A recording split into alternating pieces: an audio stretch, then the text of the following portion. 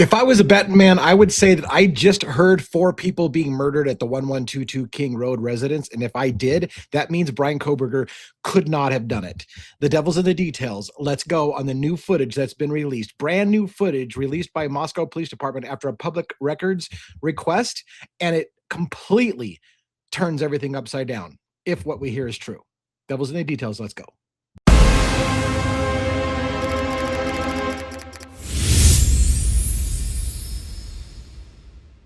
All right, probably by now you've already heard that Julez from True Crime Reactions has submitted a public records request from Moscow Police Department and received the critical hour for this particular video from 2:30 in the morning till 3:30 in the morning on November 13th, 2022. Now, here's the problem with that. The critical hour, why should it be the critical hour? The murders happened between 4 and 4:20 in the morning, according to the official stories. However, when you watch this video, if you haven't already, and by the way, let me caveat this. If you know me very well, you're thinking to yourself right now, oh my God, Devil's Advocates, what the hell are you doing? You don't do enhanced audio. You don't do enhanced video. You never do that kind of shit. What are you doing, you hypocritical son of a bitch? Well, let me try to back that up just a little bit for you. One, this is not enhanced audio. It's not enhanced video. It is raw footage turned over by Moscow Police Department. I do not believe Julez has manipulated this in any way, shape, or form. She's provided the raw files. I believe they're authentic. I have every reason to believe, and I do not question her integrity on the matter. So if you do, then I apologize and I will eat my shit, because I tend not to do things until I know I have the receipts. But I have a lot of people in my circle who tell me Julez would never lie about that shit and she's never going to do something like that. This is 100% legit. And if it's legit, which I presume it is, it changes everything, in my opinion. Now, I'm going to show you an analysis, and I'm going to tell you another hypocritical thing about myself before we get into this video. I also tell you, I don't like it when people tell you what you're about to hear is this, because once they plant the idea in your head, then you're biased to hear it that way. And yet, I'm going to do exactly that in some regard. What I'm going to do is I'm going to tell you what I think I'm hearing on the audio. The reason being is that a lot of you have already heard the audio. You've already heard Julez's interpretation of the audio. And I wish to God, and one thing that I can say is I wish to God that you would listen to this raw first. Before you've heard Julez talk about it, before you've heard me talk about it, I wish that you would listen to it yourself raw. And I will tell you this, by the way, when I listened to it raw with an open mind, I cannot tell you how visceral the reaction was. I got chills. I had to throw the headset off my ears. I was kind of a little shaking. I had tears in my eyes. It was that profound. What I heard multiple times made me throw my headset off my head and go, oh my God, you did not just hear that. So again, now, with that caveat, I would rather you listen to it yourself raw and you tell me what you heard. If you didn't hear what I heard, then so be it. But I'm going to now show you. I've given you plenty of warning. Go find it first. Julez with True Crime Reactions on YouTube has made the video available for you. There's a link to the Google Drive with all the original files. I will probably try to host the original files as well. But whatever you do, I really highly, highly encourage you not to listen to my interpretation and my analysis of this until you've listened to it with an open mind with your own ears. Now that I've got that caveat out of the way, I'm going to tell you, because many, many people say, DA, I really, really want to know what you think. What did you hear? Did it change your mind about anything? Fuck yeah, it changed my mind about some things. If I were a betting man, I can't even believe I'm going to say this. If I were a betting man now, I would say the murders happened at 1122 King Road residence between 2:30 and 3 o'clock in the morning, or 3:30 in the morning. And that means Bryan Kohberger couldn't even have been there. So that's enormous. That's enormous. And I'm going to tell you why I think that. And I'm going to break it down in detail for you now. Now, having said that last thing before I start getting into the video, I will tell you, I keep an open mind. I could be wrong. This video could be wrong. The audio could be wrong. I could be hearing something that's not there. There may be another explanation. Although in my mind, and I'm a really good thinker, I think, I've run it through and I can't find any plausible explanation that makes this just about anything other than what you hear. Yes, I'm going to be wrong probably about some little details, but the gist of what I'm hearing, I can't in my mind even conceive of a way in which it's not something very close to what I'm saying and suggesting here. I'm also going to lay out for you a little bit of a narrative of how I think things are happening and what's and why it's happening. So I'm going to tell you what I hear, which may or may not be right. And I'm going to tell you my analysis of what I think that means narratively. That could be completely wrong. That's just my interpretation of what I think is going to happen, right? Follow the logic. You're going to hear shit that is undeniable. All right, so let's put this on screen. And I'm going to now I'm trying to decide whether I should be, I think I am going to be in the corner. So I'm going to put myself like this. It's a little smaller view for you. The entire video in its entirety raw is what you should be watching. This is an analysis and a breakdown. So yeah, let's do this. Now, before we get started, I want to point out a few things. I've been to this neighborhood several times. I know how small and I know how tight this is. And I want to point out some things to you on screen. If you probably can't see my cursor. I got to figure out how to do that. Okay. So that's not going to work so great. So what we're looking at is we're looking at the porch. In the foreground here, we're looking at the porch of 1112 King Road residence. And we're looking straight ahead at this famous green house, 3-story house with a bunch of lights on it at 2:25 in the morning on the day of the murders. Remember, the official timeline says Bryan Kohberger arrived at 4:05 a.m., killed everybody in a matter of about 8 to 10 minutes, depending on how you do the math, got back in his car and sped away from the crime scene at 4:20 a.m.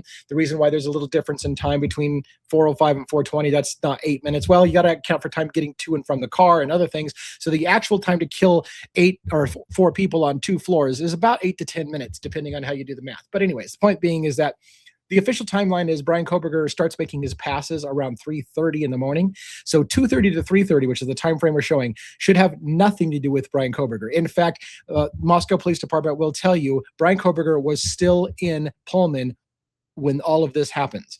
You tell me if this doesn't change your opinion about a lot of things. Okay, so again, we're looking at 1112 King Road residence. There's a camera on that that's facing King Road. King Road's right in front of us.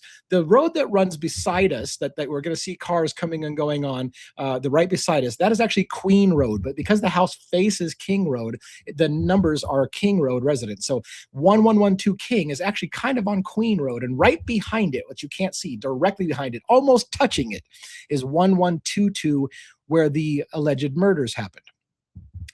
It is close enough that you can hear things on this camera. And funnily enough, that's not a word, but oddly enough, when people want to support the Bryan Kohberger did it thing, they will take sounds that you can hear from the camera of this particular porch and say it's conclusive evidence that Bryan Kohberger is guilty. So those same people probably are going to be hypocrites and tell me that we can't trust the audio from 1112 King Road residents when it suggests that something happened that wasn't Bryan Kohberger. It only is good for you if it does convict Bryan Kohberger. So let me point out another thing. So straight ahead, we got that house, and to the left and ahead of us is a house that has some lights on it. It's a multi-story house. Those houses over there somewhere is where Jack DeCoeur, ex-boyfriend of Kaylee Gonzalez, one of the victims in the house, lived. Also, right beside us, that lower house that is kind of, it's a 1-story house right beside us, is the house that Emily Alant and Hunter Johnson, we believe, were staying at that night. Emily has actually registered as having lived at that house, even though records say she wasn't living there. But if you look up her addresses where she lived in that house right there below us. And that is where Dylan Mortensen said that, after the murders and 8 hours go by, she calls Emily and Hunter and they come over to the house from right here. It's literally touching their property. It's right beside them. On the other side of this house that you can't see, I'm setting up a lot of things for you because we're going to break it down in this video. On the other side of this house that you can't see over there is a walkway that is off camera. This is why people like Steve Gonzalez said, yeah, Jack DeCoeur has an alibi. We saw him coming back from the bar that night, and he went straight to bed. You see him on camera going to his house, and you never see him again. However, even Steve Gonzalez told you, there's a way to get to 112 King Road residence without being on camera. You know how you do it? It's the other side of this house. So yes, you might see Jack DeCoeur come right here in this brightly lit intersection to his house that's right off up in the upper corner of this image, and you can see him go home and never see him leave. But if you just simply walked across the walkway to the left of this house that you're seeing on the left side of the screen, you would not be on camera. And so this is why people like Steve Gonzalez said, well, technically, yes, Jack could leave his house and get over to 112 King and not be on camera. So keep all that in mind. Last thing I want to say, I think, before we get started is, the house directly in front of us with 3 stories and all the lights on it. If you're the kind of person that believes that this was a operation of some kind, multiple perpetrators killing everybody at the house for whatever reason you think it is, and that there was multiple perpetrators involved, that house right there, and I've thought this for a long time and I've never said it out loud, that house right there would be the perfect lookout house. It is literally looking right down Queen Road where the residence is. It's the only way in and out for cars. You have to turn around and come back out this way. There's no way to drive through it. So you have to come and go from this intersection. So if you were a person watching your operation to make sure it goes down, you have full control of the scene from that house. Upper floors that are all lit up would be a great observation point. All during this entire event, you're going to see activity going on inside this house. That is a busy and awake house right now. So if I were a person who thought crazy and said, maybe it's an operation, maybe there was a hit, maybe it was whatever the case may be, whether you think it's a witness extraction or whether you think it's a drug cartel or whatever, if you were running an operation to kill multiple people and you wanted to make sure it went down, that house would be a great staging place because you've got full observation of the entire scene, including anybody who comes and goes via car. Okay, so all of those things in mind, let's get into it. Now, when I turn on the audio for you, what you're going to hear is you're going to hear a lot of talking and muffled sounds, a lot of muffled sounds. I'm going to presume a few things. One, most of the muffled sounds you're hearing are probably from inside the house right here at 1112 King Road Residence, which has people in it partying. Behind them is the murder scene house.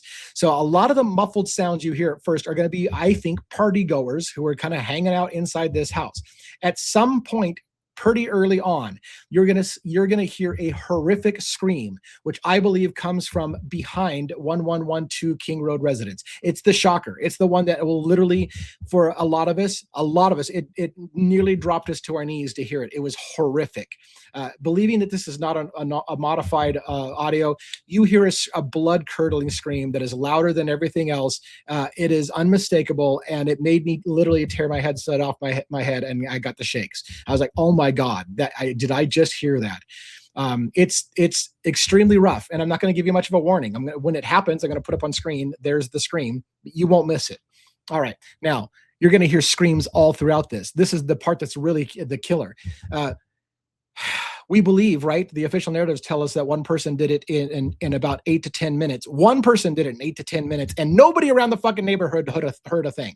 That's the official story. Even though the original story told us everybody was asleep, and then later on they told us, okay, maybe they were awake and fighting back. But even though they were fighting back, somehow nobody heard them scream because they had their lungs punctured or some other excuse that you use. So they immediately were stabbed in the lungs and couldn't scream. That's why it was a silent kill. Even though they were fighting back, they were silent because they couldn't breathe. Whatever the story you need to do to sleep better at night, to say that nobody was screaming and nobody heard the screams, well, let's hear all the screams. And the screams go on for quite a long time. It goes in stages. There's a reason to believe that the people in that house, if what we're hearing is murders, those people were murdered one by one over the course of about a half hour or so, or maybe 40 minutes. It was a long process. It was an ordeal, and it was a one by one kind of thing. I don't think one person came in and did it all at one shot. And you will hear that. You will hear multiple unmistakable screaming from the house over the course of about 30 minutes or so. And it's pretty brutal. So warning right there. In fact, I might have room for my sticker. Parental advisory warning. I'm going to put that in the corner. This is a shocking thing. Again, last caveat. I know I keep saying last caveat for YouTube. This is not for sensational purposes. This is for about exposing truth and transparency. This case sucks enormously. If this is the murder that you hear, and there's every reason to suspect it might be, and if this is the murder that you hear, that means Bryan Kohberger could not have done it. Per their own documents, Bryan Kohberger could not have done it. If that's the case, this is a massive miscarriage of justice, and this needs to be out on every news network, everywhere it can be. But again, it can be speculative. I can't wait for MPD to tell us why people are screaming the way that they're screaming and what their excuse is. Or if it's doctored video, audio, I will eat shit. I'll be like, I should have had better receipts, man. But I'm telling you right now, I think it's legit. All right, here we go.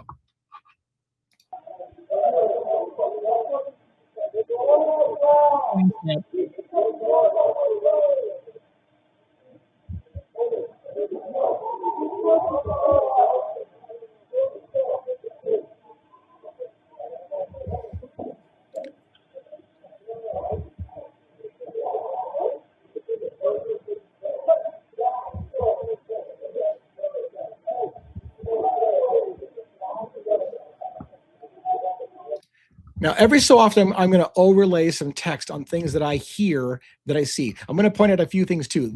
Look at all the cars around here. This is a super packed neighborhood. It is super tight. It's so tight that you have to do 3-point turns almost anywhere in here because there's just not room to turn your car around. This particular 1112 King Road residence has 5 cars parked in front of it, 3 right in front, a white pickup truck behind it, another one off to the side on the street, and then behind that, even further, is a white truck. There's a ton of cars right here. It's packed. What's going to be shocking later on, and they got the license plates redacted. You can see in the middle car here a flashing light on the dashboard of that car. I think that's probably some kind of car alarm kind of thing.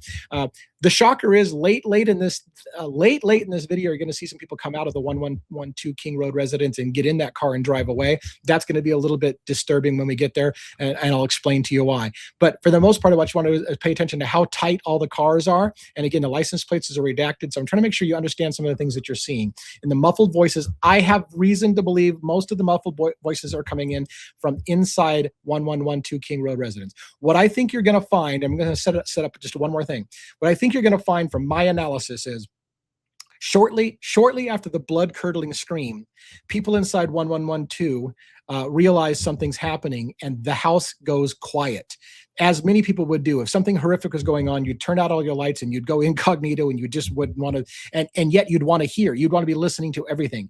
There becomes a creepy moment in this video, in my opinion, shortly after the blood-curdling screams, where this house, in my opinion, goes relatively dark and quiet, and they're listening.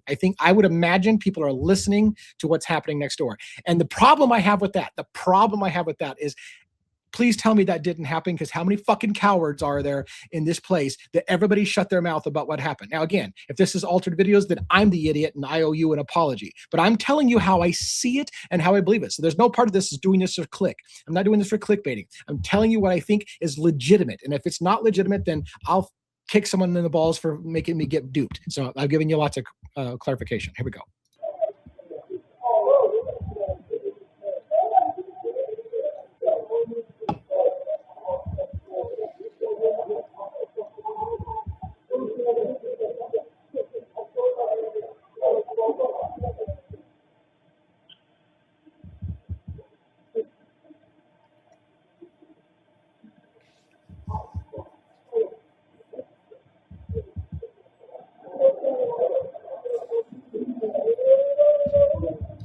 So you saw that I put up a timestamp on there. That timestamp that I overlaid is from some official records that said that at this time, at 2 o'clock in the morning and 26 minutes, Kaylee and Maddie are trying to reach Jack DeCoeur.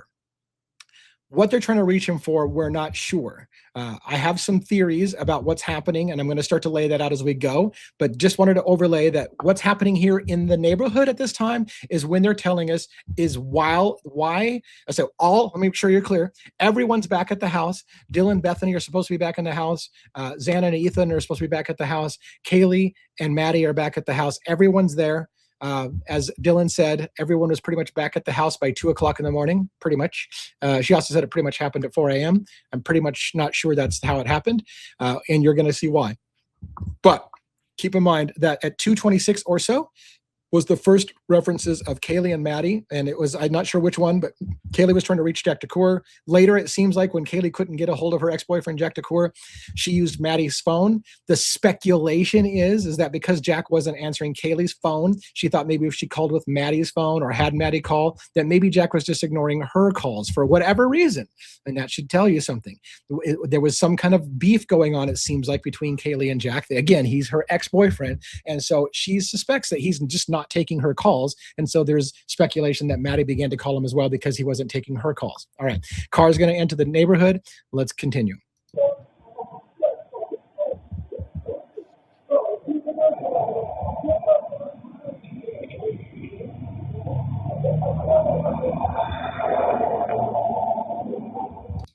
Now, again, I'm not one that likes to focus on enhanced audios. I have not enhanced anything. You heard a pretty deep rumble of that muffler as the car goes by. The reason why I pay attention to it is because when a vehicle leaves, it's hard to tell sometimes with lights and headlights and things like that if it's the same car leaving. But if you paid attention to the distinct muffler sound, I believe it sounds very, very similar. So my opinion is it's the same car coming and going, which is important to this story. So let's continue to listen to it yourself. And again, I hope that you watched it first by yourself.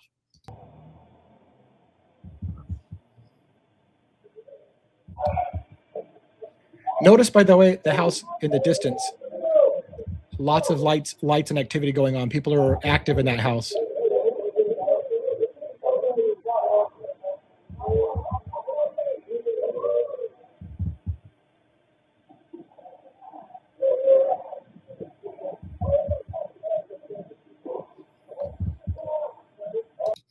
And as a quick warning, we're about to hit the scream. I think it happens at 27 minutes. So we're about 26 and 47. So right in the 27-minute mark, I think is when you're going to hear the scream.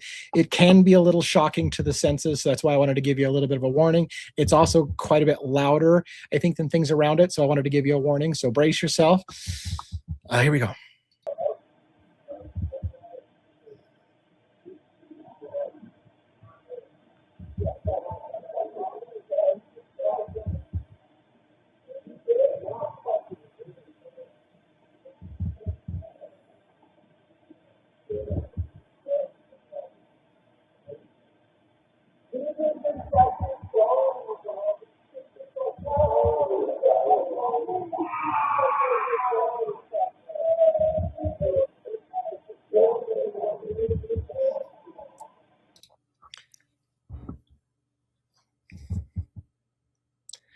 So I don't know about you, but you tell me if that's not enhanced audio. That's not enhanced audio. That's supposed to be straight from Moscow Police Department. You tell me nobody heard that. Nobody heard that. That was louder than anything there. And I believe, I have reason to believe the scream came from behind 1112 King Road residence, and it was horrific. It is one of two things, in my opinion: somebody actually being attacked, and that's a scream of pain, or it's somebody who just saw something horrendous and it's a scream of horror. One of those two things, I believe, is that scream. Things are going to start to get really weird now that the scream has happened, and things are going to start to change around this neighborhood.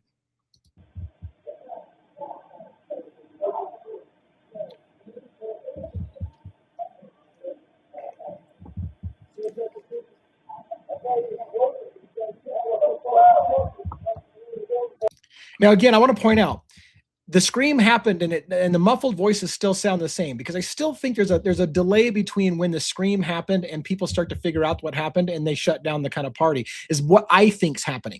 It's my interpretation. It's why I wanted you to watch the video before you listened to my interpretation. My interpretation is a lot of what we're hearing still is probably probably 1112, the house in front of 1122, but the scream happened behind it, and in short order things are going to get eerily quiet.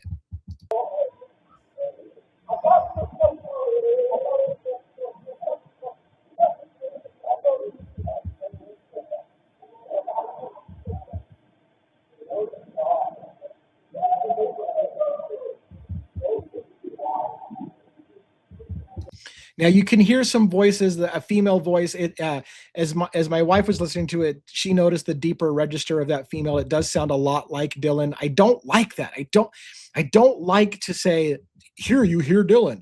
I'm not saying you hear Dylan. What I'm saying is you hear a female voice that sounds like she's distressed about something. It could be Dylan. It's got that same kind of tone and register that Dylan has, and it sounds like it could possibly be coming from behind the house, especially if you consider that 112 King Road residents, if they had the sliding glass door open, for example, you would hear a lot on this camera. If they were outside with the partying on the back porch, as many people do at this place, many people come out here and smoke on the porch of this thing.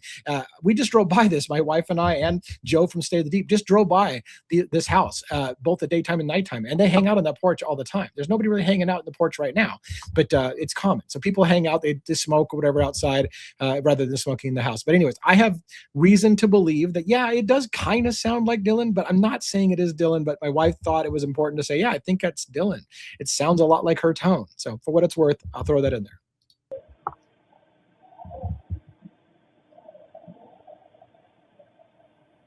And notice how quickly now things have gotten quieter.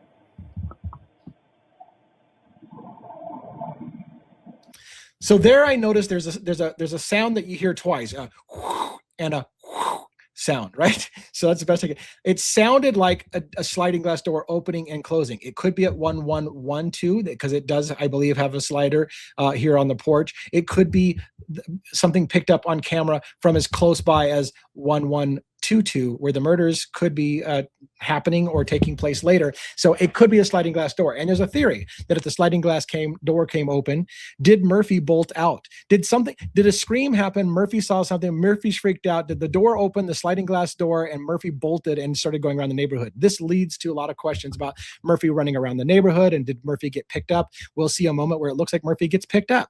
Maybe. So watch.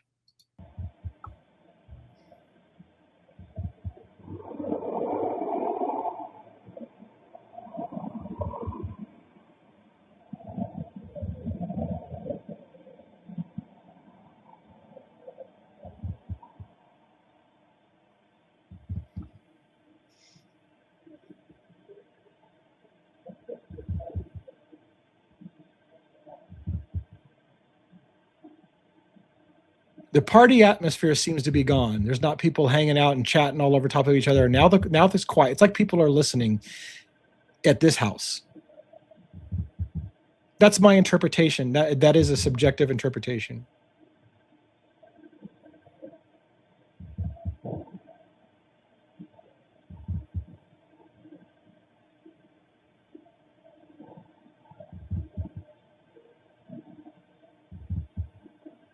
Look at how quiet it got. This is the vehicle that came earlier, I think.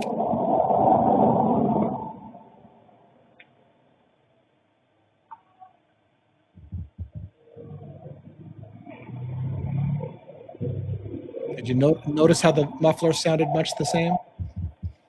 Why is that important? Because again, you saw the car come in. 1 minute after the car came into the neighborhood, there was a horrific scream. Then shortly after the horrific scream, the party gets quiet, everything changes in the neighborhood, and this car drives away. The same muffler sounds like it came and went. So one has to ask, was that a suspect that just came in and killed somebody or did something? Because it seems awfully weird timing. There seems to be activity going on. People are talking, lots of stuff going on. Car pulls in, a minute later, a horrific scream. In short order, everything gets super quiet, and this car drives away. And maybe you heard even a sliding glass door opening and closing. Did the suspect harm somebody inside the house and then leave out the back sliding glass door?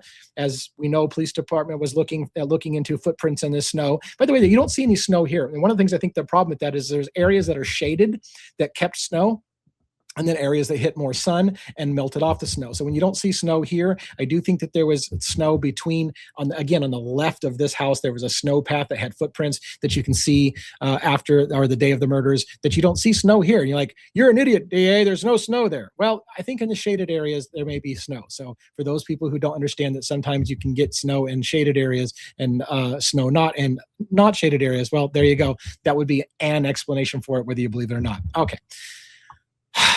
So again, did a perpetrator just arrive? A minute after arriving, we hear a horrific scream and then drive away. Now everything's quiet in the neighborhood. Let's continue.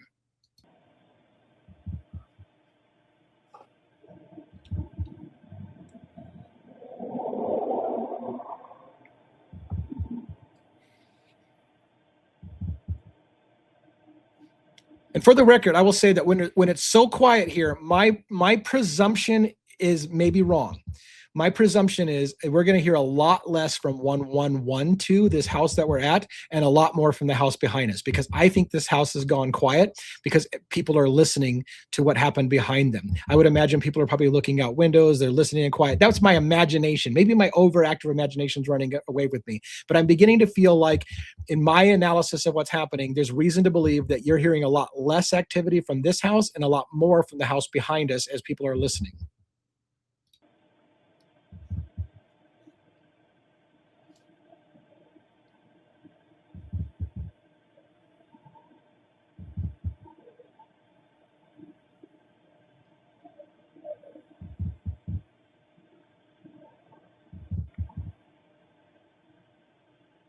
By the way, there's little imperceptible dropouts in sound between the files. So when Julez received the files, this is what I understand. When Julez received the file from MPD, they came in like 5-minute segments or maybe 10-minute segments where, so it was like, 230 to 235, 235 to 240, and it was individual files at about 5 minutes apiece.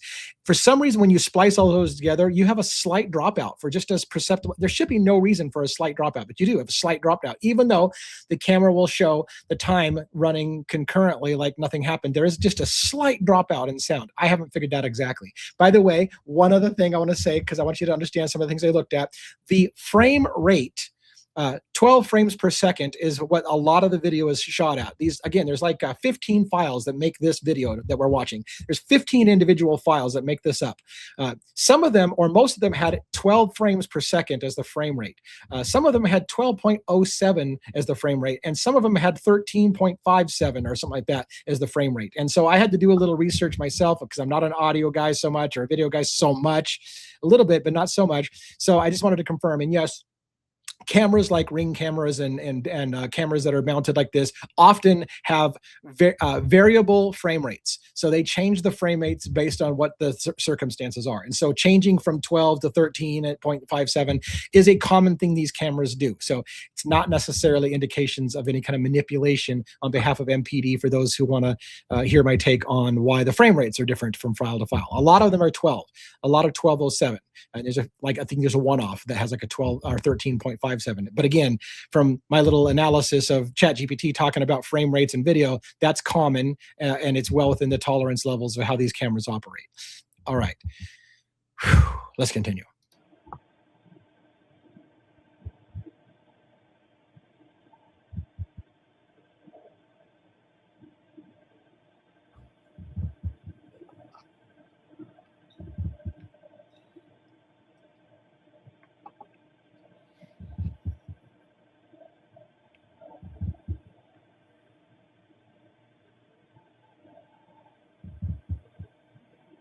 Look how quiet it is, or listen how quiet it is. We were just partying a little bit ago.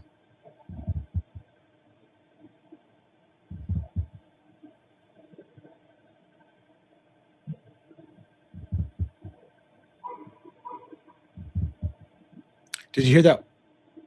The two sounds, it kind of sounds like, and I hate doing this. I hate it. But it kind of sounds like a dog barking, like an arf arf. It's two, and it's kind of muffled and it's in the distance. I hate doing that because once I tell you that you heard a dog barking, I don't want anybody saying, "Oh yeah, DA said the dog. You hear a dog barking at such and such minute. 2 hours 30 seconds, whatever." No, I didn't say you heard a dog barking. I say it sounds to me like a dog barking. And if you play it back, if you loop it back and play it again, you might hear the same thing I do. But again, that's the thing about your mind. Your mind wants. Let me caveat this. Your mind wants to make sense of what it's hearing. So when it hears a noise, it says, "What could it possibly be?" And then you hear.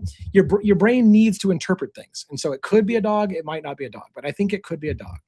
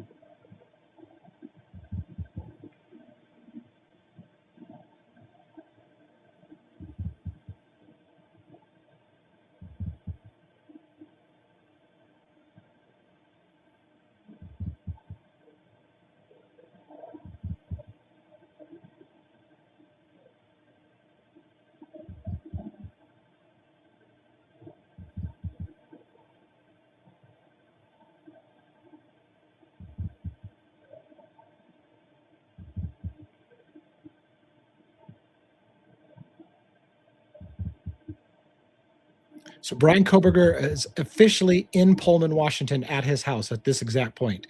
So if somebody did get attacked, Bryan Kohberger didn't do it. He's officially in Pullman, Washington still.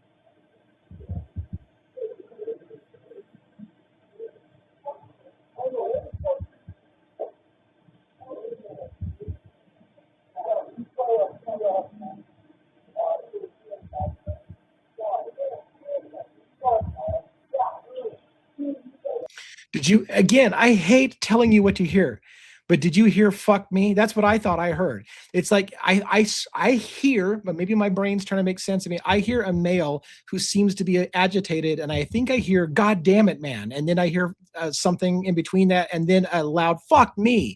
Like, did, again, in my mind, I'm asking myself, did somebody walk in on some murder that just happened or something gruesome that just happened? And they're like, what the fuck happened here? That's kind of the attitude that I feel it has. And again, my mind could be making a story up that does not exist, which is why I implored you to watch this yourself first. But you want to know what I hear and what I'm thinking. So what I'm thinking is I hear what might be a male in distress saying something to the effect of, God damn it, man, fuck me. And I realize the language is going to be too rough for you, but I'm verbatim what I think I heard. All right.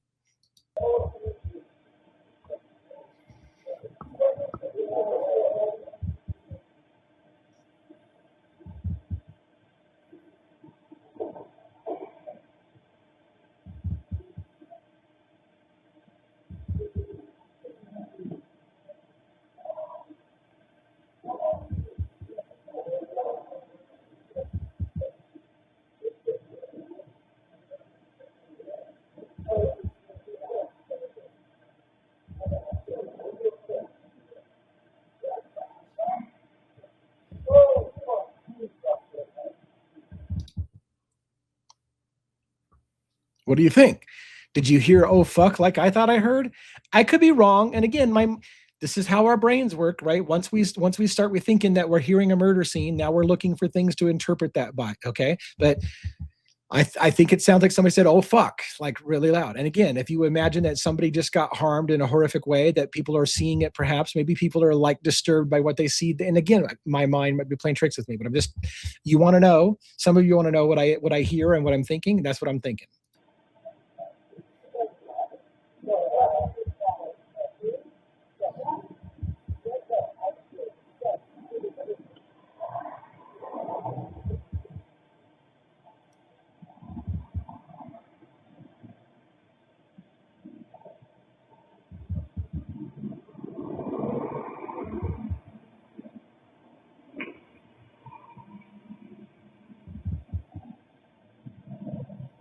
Now there is a road. You saw a car in the distance, maybe in the distance behind that greenhouse in front of us. I know you can't see; it's green in the infrared light.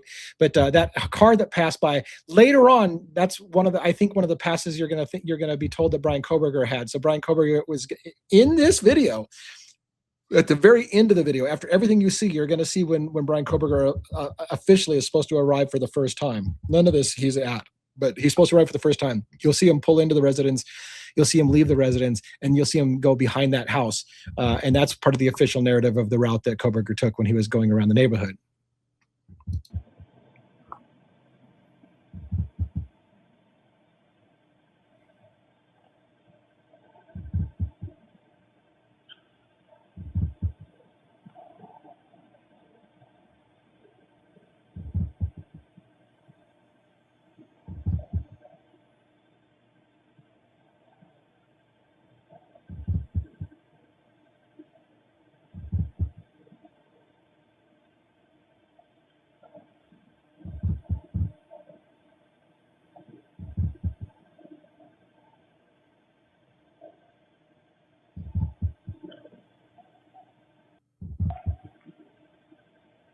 The audio dropout again is where we just moved into another file. You see that we're at 2 minutes and 35 seconds. So right at the 2 hours and 35 minute, there was a dropout for just a split second. Not sure why.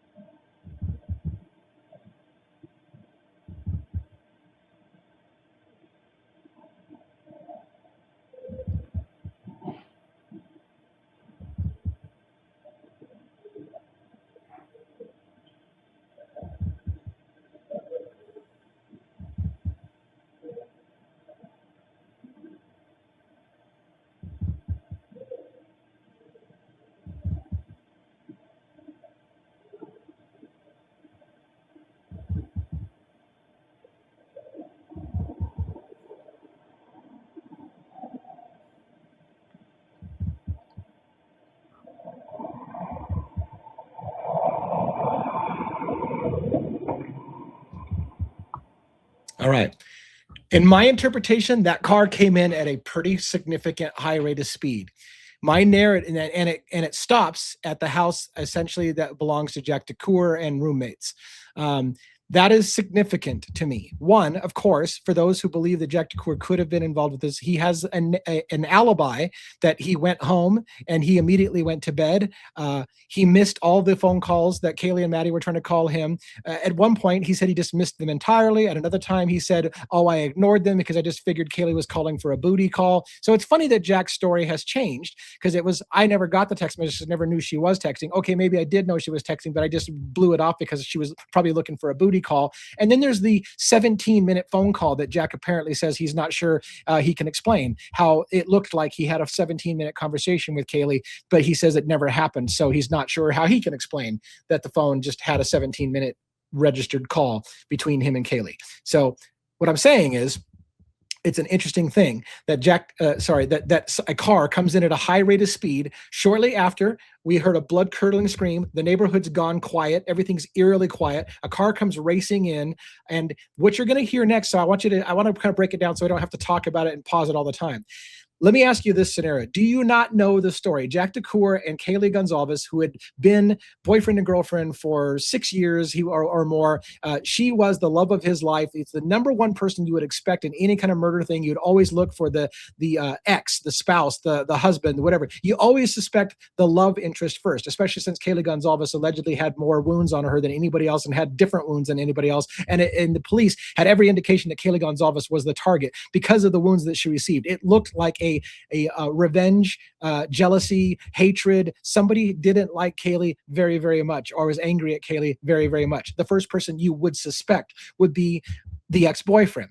Again, police quickly ruled Jack DeCour out with the alibi of he went home and we know his phone was at his house the whole time. It's the dumbest fucking alibi I've ever seen. Jack DeCour literally could leave your phone on the nightstand and walk through the pathway to 1122 King Road resident and never be seen on camera. And that's your alibi, that the phone just stayed right there? It's the dumbest fucking alibi I've ever seen. But that's the alibi that they say, hey, look, we know he was there. We saw him go to his house and he never left his house. Well, yeah, there's lots of ways to leave the house without getting on camera. And all you have to do is leave your, and I'm not saying Jack DeCour did this. I'm not saying Jack DeCour is involved in it. What I'm saying is that alibi sucks ass.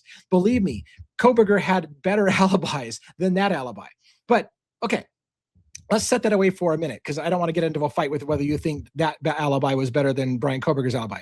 The main thing I want to remind you is Jack and Kaylee, who had broken up a while back, about 3 weeks before, maybe a little bit longer, but I think 3 weeks was the official thing. And she was getting ready to leave. She was leaving for Texas for a job in Texas. And I got lots of shit to say about that, but we're not going to do it tonight. She was leaving with their dog. She was leaving Jack DeCour, the love of his life, with their dog. They had that dog together. Now, let me give you a scenario.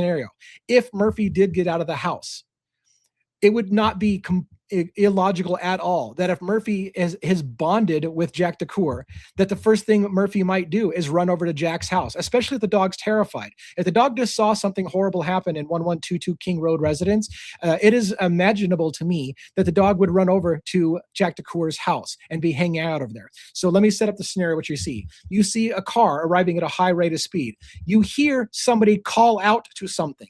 I, again, hate telling you what you're going to hear, but I'm going to have to, because I'm going to presume that you've done a good job, like I've asked you to, and you've listened to the audio for yourself before I prejudice you. So if you haven't done so, shame on you. Stop the video, go watch the fucking original file, and you tell me what you hear. Now I'm going to tell you what I think I hear. I do think that there's reason to believe that what you hear is, come here, Murphy, or here, Murphy. Did a car, did something happen and Murphy bolted out of the house and it's running around the neighborhood, and that terrified dog, if it saw something, is over at Jack DeCour's house because he's bonded with Jack, and somebody's like, come get your fucking dog, because shit's still going on. Come get your dog. And so a car races in, calls Murphy, gets him in the car, and then they leave with Murphy. That's the scenario I'm telling you could happen. Now, let me make sure. You'll have other creators who will tell you that's exactly what you see. Here you see Murphy get picked up. You do not see Murphy get picked up. You don't even necessarily hear Murphy's name clearly on audio. That is all something that some people are going to assume that's happening. And I even assume that might be happening. I actually think that's probably what may have just happened right here. But be careful not to go tell people you just saw Murphy get picked up, even though it might be what you're seeing. Okay, I'm a stickler on the details. All right, here we go.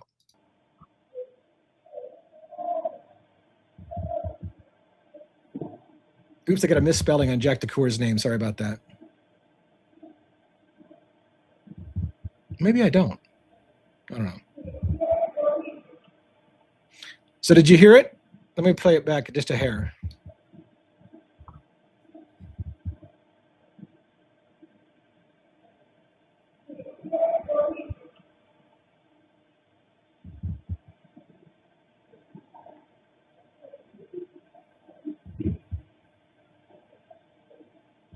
You also hear what sounded like a car door shut. So if Murphy jumped in the car and they shut the door, now Murphy's secure and the car leaves. And let me tell you why this is so important.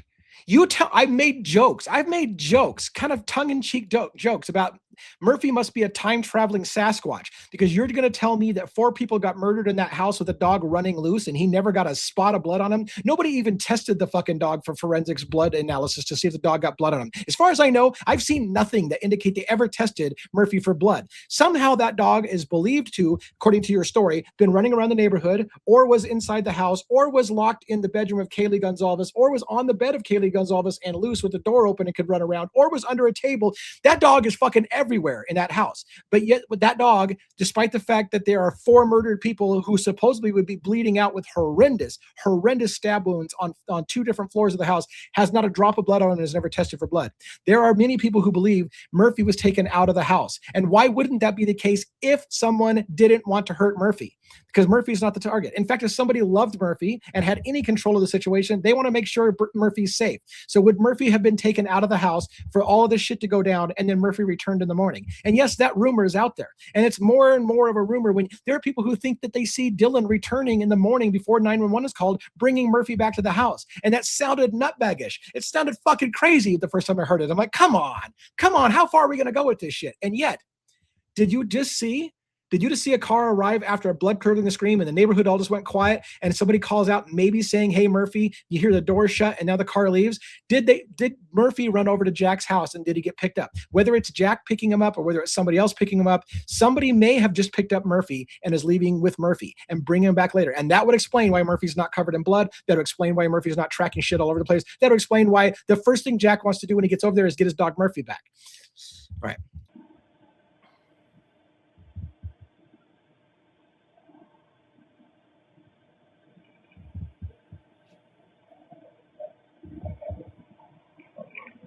So the car's backing out from the, basically, again, everything's tight. So it backs backwards, backs into the Queen Road a little bit, and then back out onto King Road towards Taylor.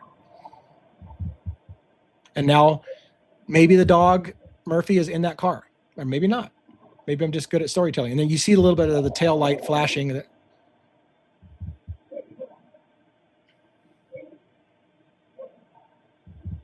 I bet, yeah, the tail light was flashing there for the turn signal.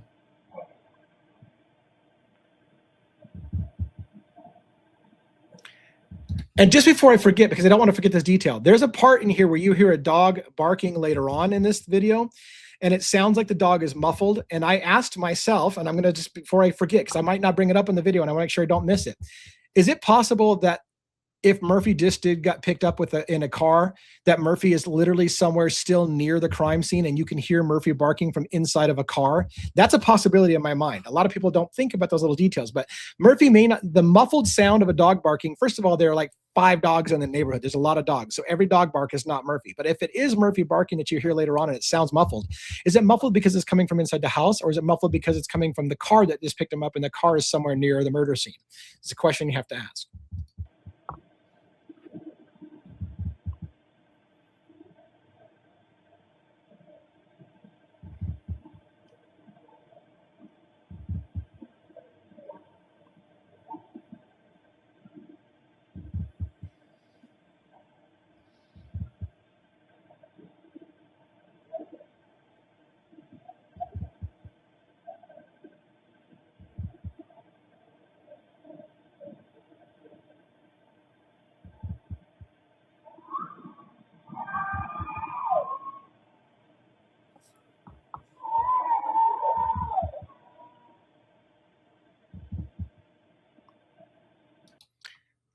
God have mercy on those people if that's an attack. And you tell me what else it can be.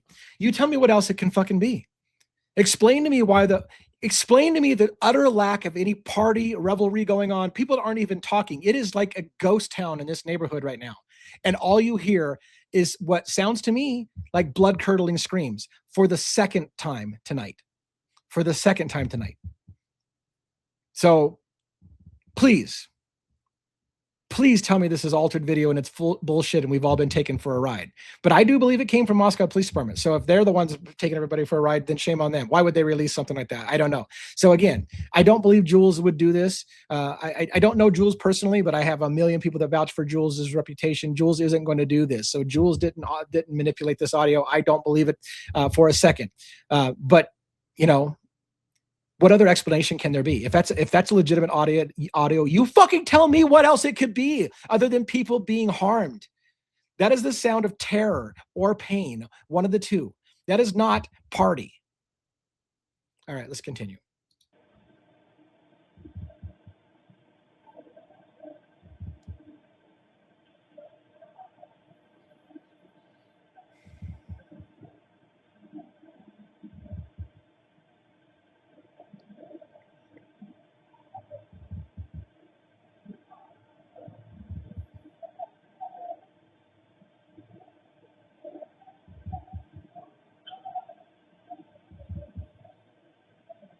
Now you can faintly hear what I didn't isolate it and get pointed out to you, but you can faintly hear what still sounds like screaming or yelling. Maybe yelling is a better appropriate than screaming. Yelling, and it even sounds like a male voice or something yelling, but you can still hear stuff. And I think my interpretation, and again, my brain's making the narrative now, right? Is it doesn't sound to me like it's coming from 112, the house where the camera's on. It sounds like it's coming from further away.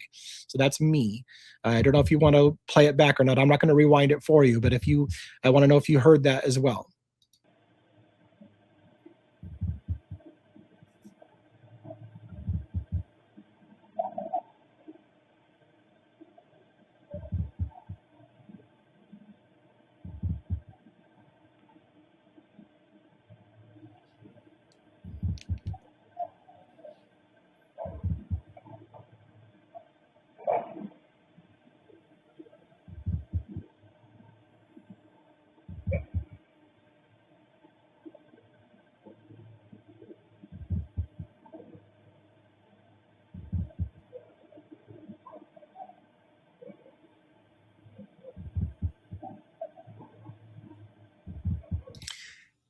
Now, I just paused it probably at the worst place because you heard the dog barking a little better when I paused.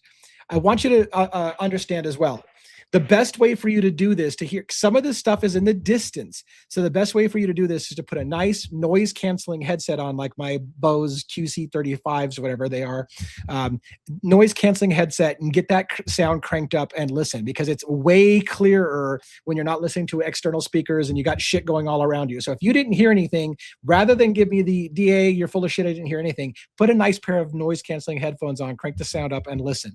It is pretty clear that it's a dog barking. I'll play it one more time. I think I backed up a little bit for you, but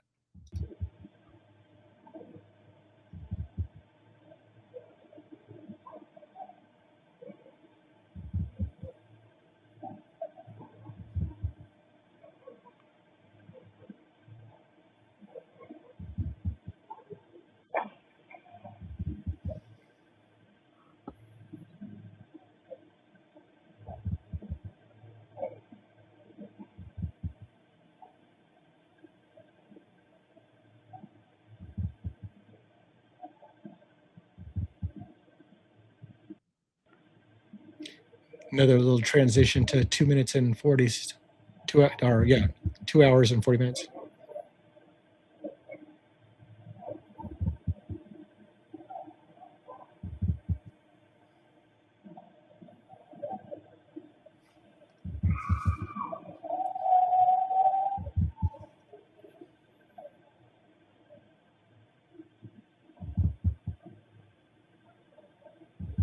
You tell me in a quiet neighborhood with nobody partying, how that shit happens.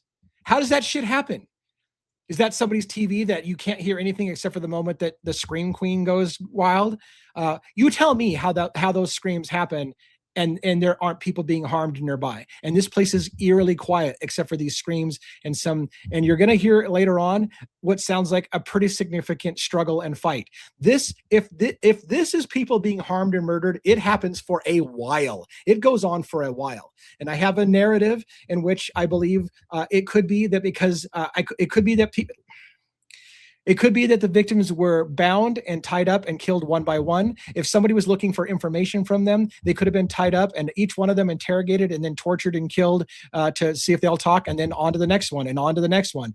That would explain perhaps the delay one after the other, because you appear to have basically four distinct things. And again, this could be the epic troll of a lifetime if somebody managed to somehow get this video out there, faking the screams, knowing that everybody like myself would jump all over it. But again, I think it's legitimate, so I'll have to eat shit and make a public apology and freaking fall on my sword and never fucking do an audio like this ever again if it turns out to be fake. But I have no reason to believe it is. Let's continue.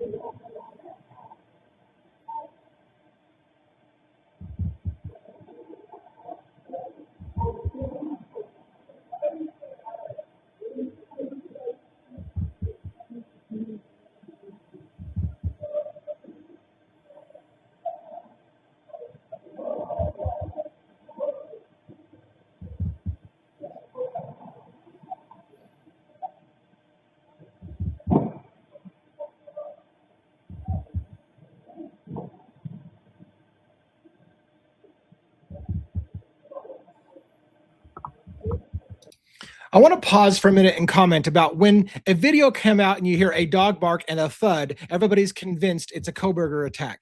But you just heard a lot of thuds and slams and noise and struggles and distress and sounds that sound like a fight is going on. We didn't hear that shit, did we? We didn't hear the long form. No, we heard a clip and then like, there you go, that's Coberger killing somebody. Anyways, let's go on.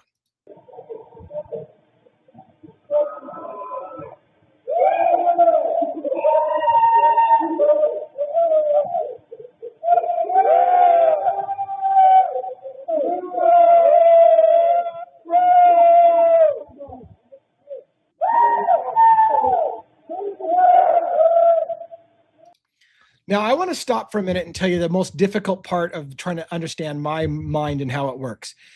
You may have heard in there something that sounded like somebody going, woo, woo, woo. It sounded like partying. It sounded like frat boys partying, whatever. And there was a part of me that thought, is this a group of frat boys that are actually celebrating that they just killed somebody? And they're like, yeah, woo, woo, look at what we just did. And they're partying and celebrating. But I think the more I listen to it, it sounds to me, and again, this is where I implore you, you should do your own analysis before you start listening to my opinions and letting me bias any of your opinions, because I know some of you won't be biased because you're going to think I'm full of shit. But the point being is it sounds to me like there may actually be a struggle still going on, a fight going on.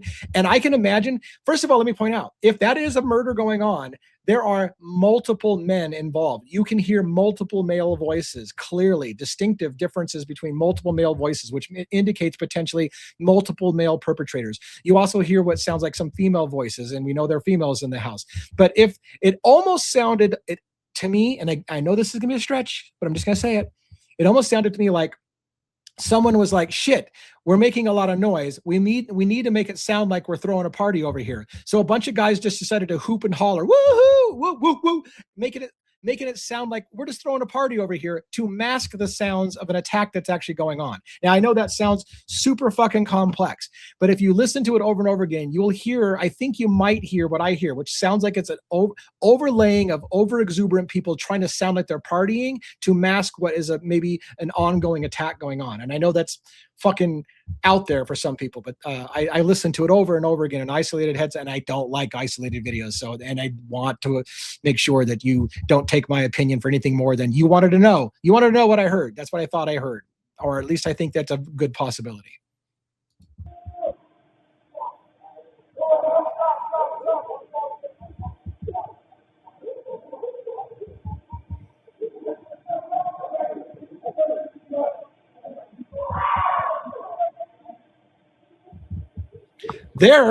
There was the fucking difference between woo, woo, woo and a scream of terror, which again is why I'm telling you, I think there's a fight still going on. I think there's a fight going on, and they're like, fuck, we're making too much noise. This is becoming a problem. People are going to start thinking we're killing people over here, make a bunch of noise, make it sound like we're just partying over here. So a bunch of guys are like, yeah, woo, yeah, woohoo, and fuck. Am I crazy? Or did the hooping and hollering a minute ago sound much different than the scream of what I felt was agony and pain? Let's go back and listen to it just for a hair again.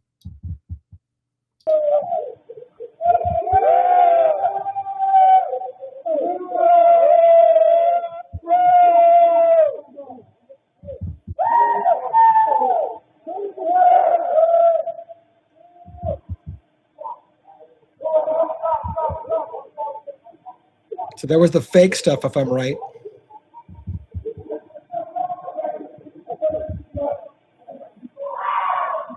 And there was the real one.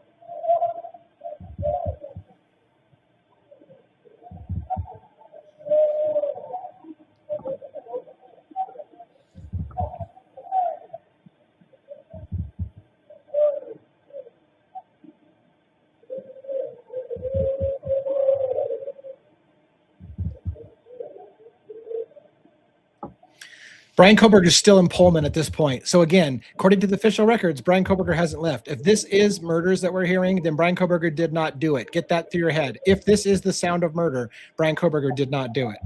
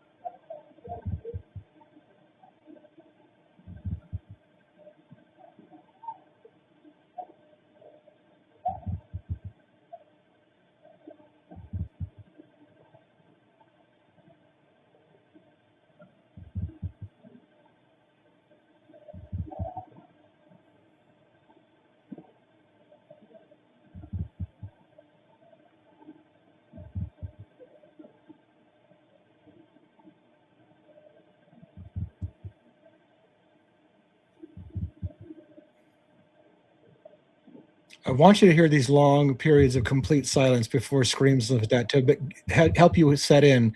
This is not a party. There's not partying going on.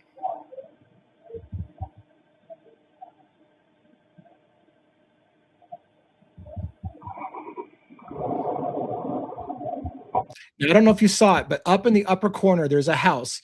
I think it's the front of maybe Decor's house, or it lights up. The front of that house lights up. I'll back it up just a second so you can see it go from darkness to light, and it stays light for a long period of time. So there's two options that you have here for this explanation. Somebody turned on a porch light or a front porch light or whatever that lit up the front of that house, and that would be the most logical explanation, you'd think.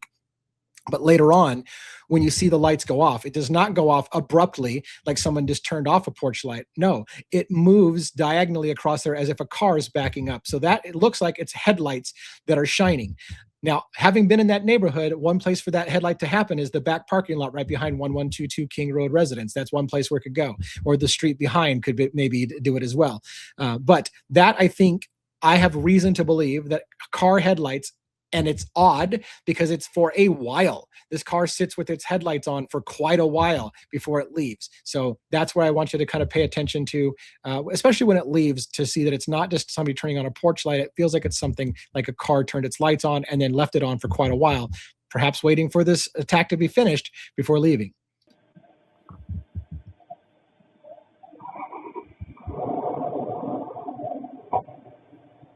It even sounds like a car door, right?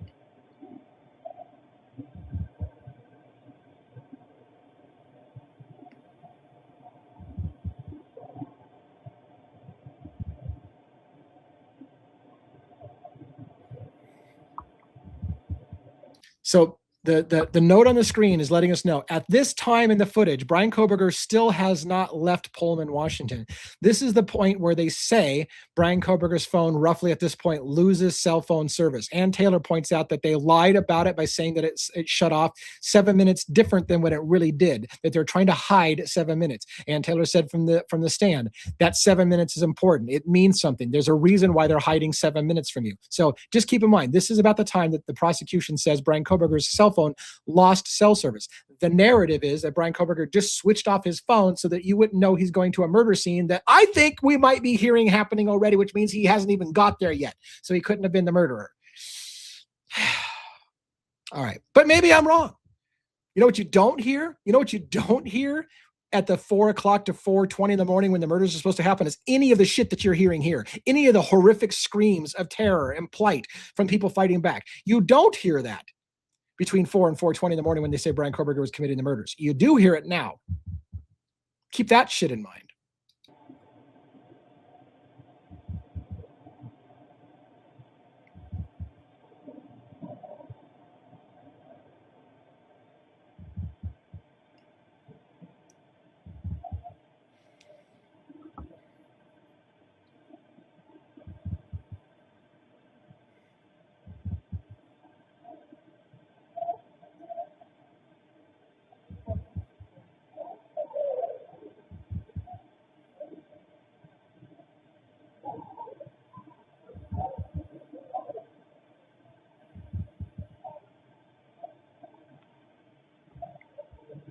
I'm inclined to believe the activity is still going on. We're hearing from the ring camera here or whatever it is on the porch here is actually picking up the house behind us. I'm inclined to think that. I don't think the sounds that we're hearing on this camera are now the party that was going on at 1112. I think the 1112 residence is quiet and we're hearing the back house a lot better.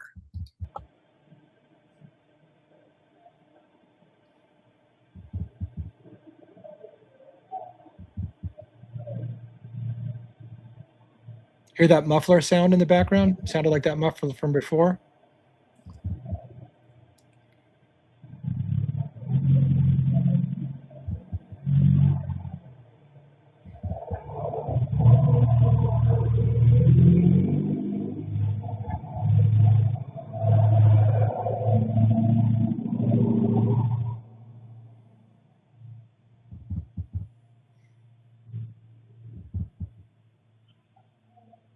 Maybe a little louder than the previous muffler, so I'm not going to say it's the same car.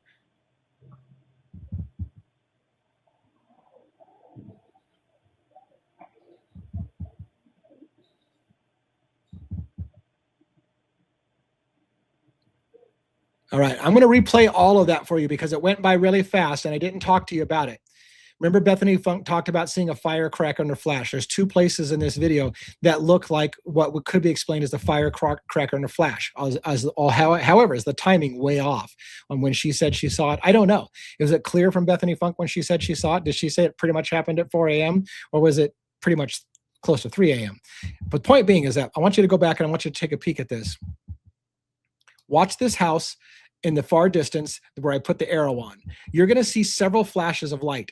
The most interesting part, please listen with headphones if you haven't done this before. The most interesting part is you're going to hear a snap, a snapping sound when the big flash happens in the lower corner of that window. It happens at pretty much the same time. There's a snap sound and then you see a flash.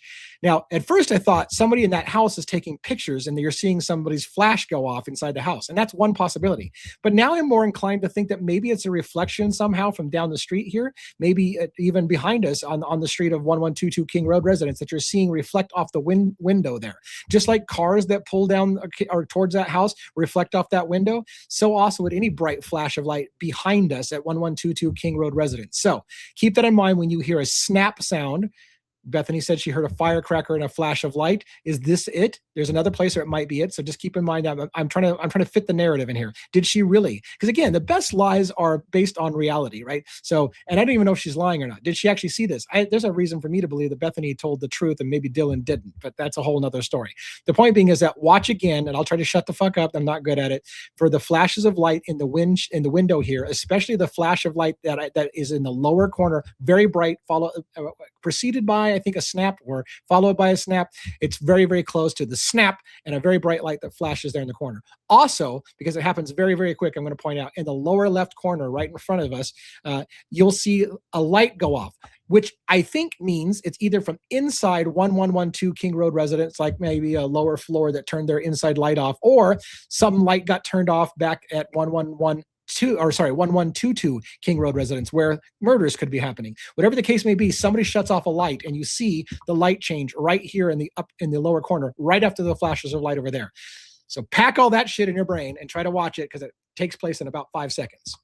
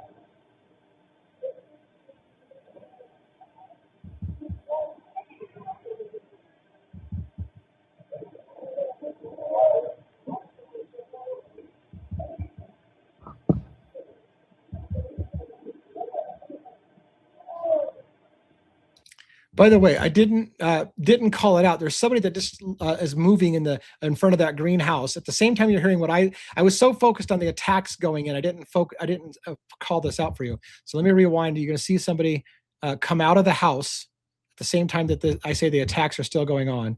So you can see the door open there. Somebody's coming out of that house in front of us, way in front of us, coming out of that house. At the same time, we see the attacks are still going on. You hear, in my opinion, what sounds like a female scream again amongst a bunch of other commotion. That's why I say I think there's still attacks going on.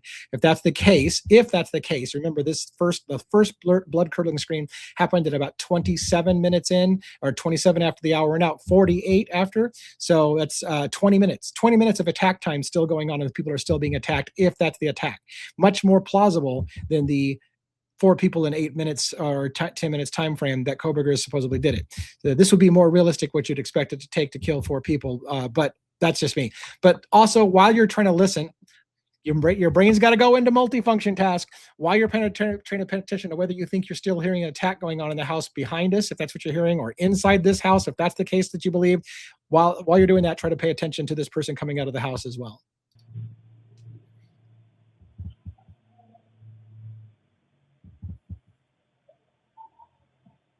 Oh, did I go too far back? I think I went too far back. Sorry about that.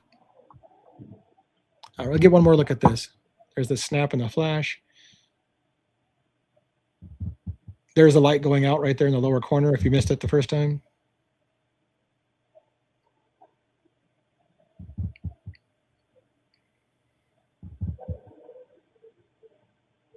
And for the record, I think that popping sound of the flash isn't a gun, not a ballistics gun. Maybe something else. But hard to imagine it would be an actual gun with any real volume to it. It's just not loud enough for me.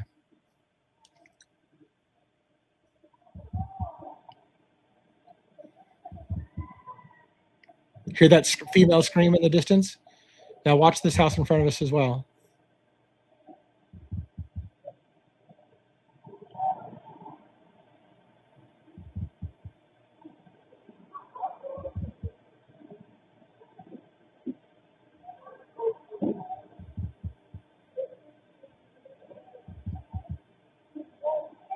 Here's the door opening in the house.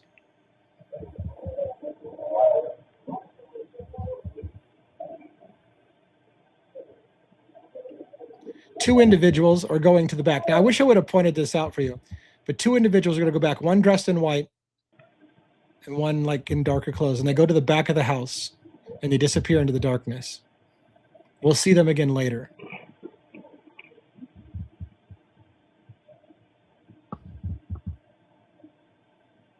That sound, I didn't isolate it for you. There's a sound that sounds like it kind of sounds like when you advance one of those old-fashioned box cameras. You're like, what the fuck are you talking about, DA? You haven't had box cameras in fucking 20 decades, whatever the case may be. If you know any of those old cheap-ass disposable cameras, they have a little ratchet sound that sounds like you're ratcheting forward. And I don't want to go wild with it and say that's what it was, but it sounded like that. That's all I'm saying. It sounded like that. I'm not saying it was. It sounded like somebody ratcheting something. I will see if I can back up just a hair to have you hear it. Oh my gosh! Apparently, I'm not seeing my. I'm trying to get my fine motor skills so you can hear the ratchet. Yeah, apparently I can't go slow enough for it. So sorry about that. I was trying to and maybe we'll hear it again. I don't know. Trying to think where we are in the video. Had the guys come out of the house yet and gone to the back?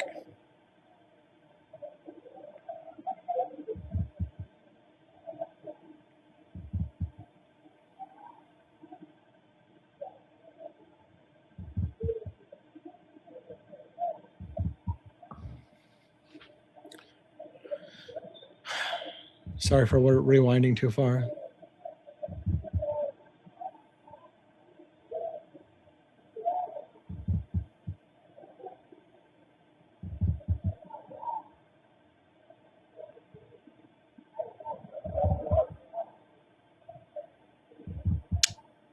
Yeah, I think I didn't go far enough back or something. So at this point, we believed Kaylee and Maddie are attempting to call Jack the Coors still.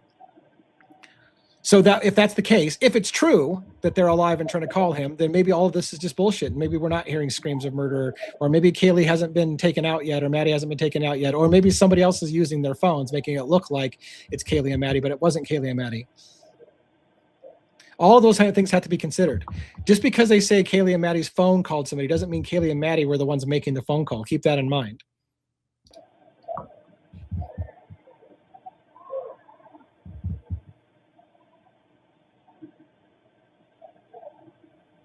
There's still some faint sounds of what sound like screaming from the house behind, but that's maybe something you have to decide if you hear it.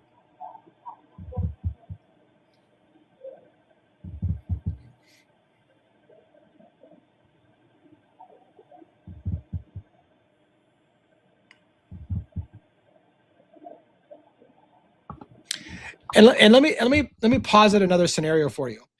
If the killers came, if this is a murder, and if the killers came and the killers came for Xana and Ethan, and they didn't know Kaylee was upstairs, is it possible Kaylee is calling Jack in a panic because people are literally getting killed in the house and she's terrified?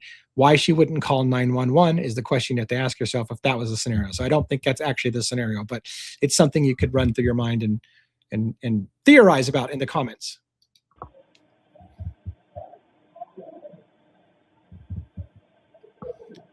Now, again, Bryan Kohberger, at this point, we've heard at least 3 good horrific screams, in my opinion. In my opinion, 3 good, terrifying screams.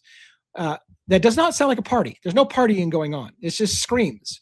And Coberger hasn't even left Pullman yet. He's still in Pullman, heading towards SR 270, which connects Pullman and Moscow, Idaho. So he hasn't even officially left, according to this timestamp that I've got recorded. And I'm going to make sure my timestamps are right. I hate to think that I'm off.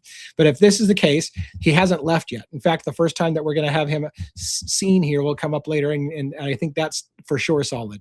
So again, if all of this stuff is screams of terror, pain, whatever, and things are going on, Coberger's not there, or at least his phone's not.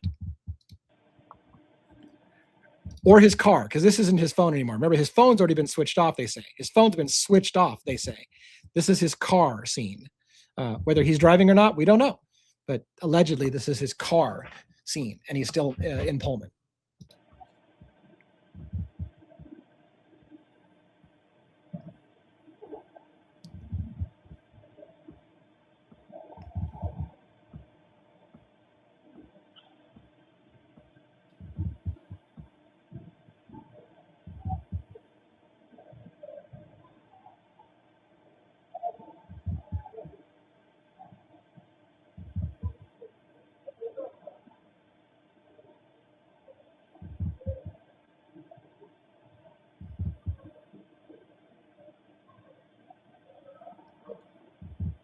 And if I listen carefully and if I let my imagination run away from me, it sounds like I hear females in distress in the distance, in the background. But maybe my mind is running away with me.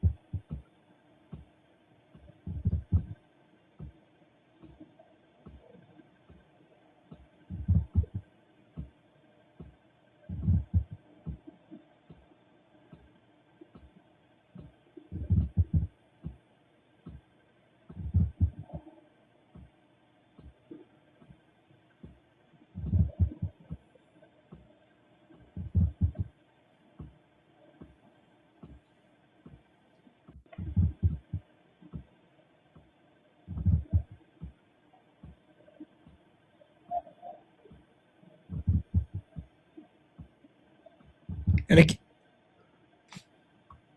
now, this part you really have to pay attention to if you want to even attempt to hear this. My wife didn't agree with me. All through this video, it sounds a lot like we're hearing sounds from this camera from behind us or further away, but there's also the occasional really loud snap or noise that sounds like it's right underneath the camera. It almost sounds like somebody is out on the porch listening to what's happening to the house in the house behind us, and they're on the porch. And I swear, when I listen very, very carefully, and you would have to listen very, very carefully, and you would have to have noise canceling headphones on, and you'd have to turn it up. I think you hear somebody shallow breathing, very shallow, and it's nervous. You can hear the, and they're breathing as they're listening. And it sounds like somebody who's close to the microphone listening, probably from the porch. And if that is what's happening, if people are being murdered next door, you can imagine somebody is terrified and standing out there trying to hear as best they can what's going on in the house behind us. But maybe, again, that's my overactive imagination. And maybe, again, that's why I tell you, I never like to do this shit live with people and say, what do you hear, DA?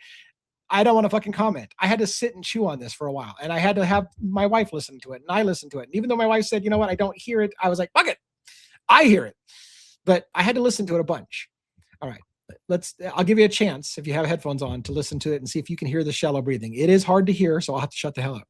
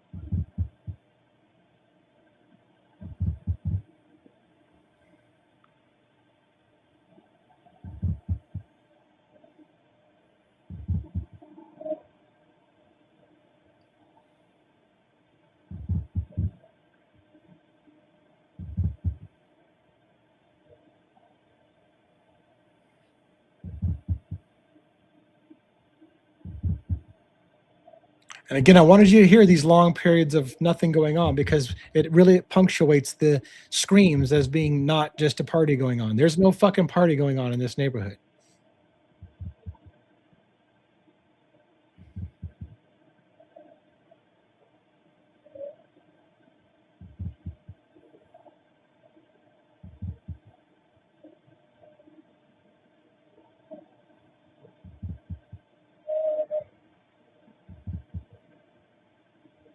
I can't tell what that sound is. That's why I said, what is that?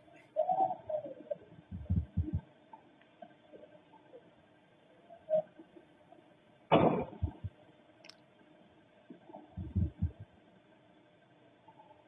don't know if you saw the light flash. I pointed it out, but you're so focused on the slamming door, you'll have to back that up if you want to see the light flash.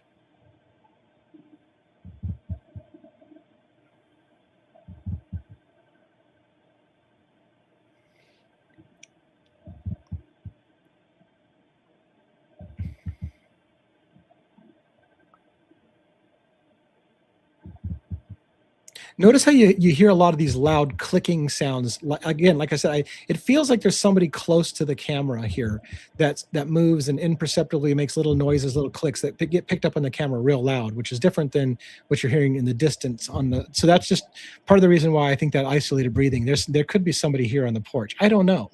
Maybe I'm just jumping at shadows.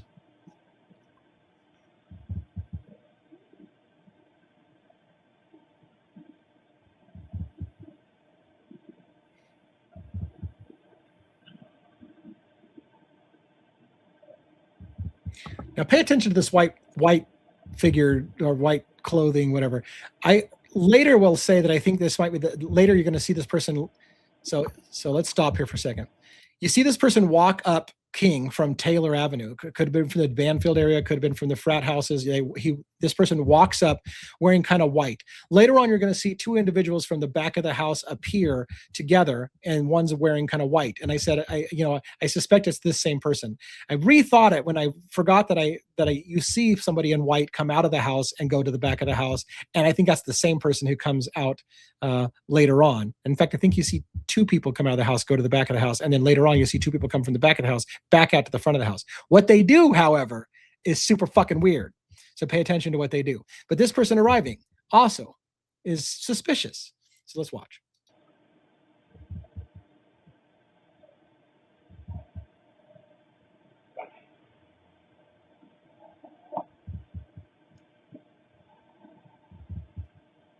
Now, Julez made a big deal about this when she watched it live, that there's a delay between when he slams the door and when we hear it. So she thought there's some audio manipulation from NPD. I don't know. Just for what it's worth.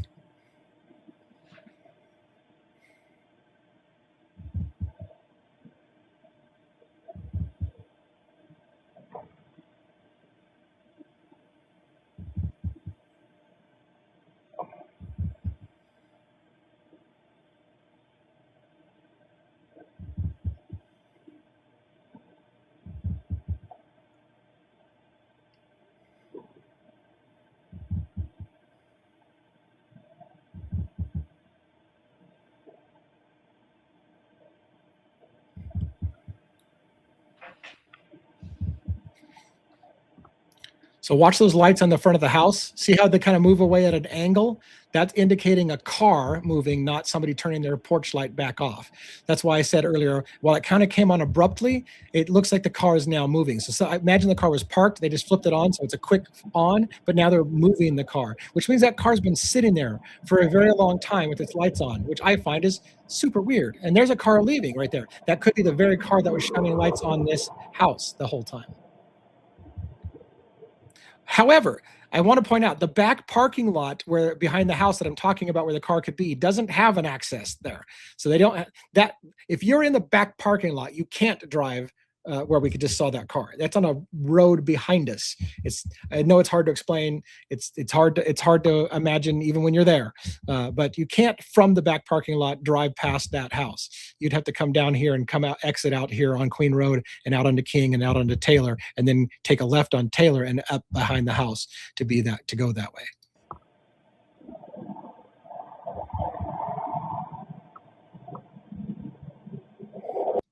And I'm sorry, I have to interject humor into a very, very dark situation. Every time I'm talking about Taylor, all I think of is Key and Peele and the sketch. You know, if you wanted to go to Taylor's, just say you want to go to Taylor's. I looked that woman in the windows of her soul and said, "Bitch." Anyways, sorry, I digress. Every time I hear Taylor, I'm like, on to Taylor. If you wanted to go to Taylor's, just say you want to go to Taylor's. Okay, I have to digress. I'm a freaking that's why my mind's a mess. I'm in the middle of breaking down a very deep subject, and I'm thinking Key and Peele. All right, let's go.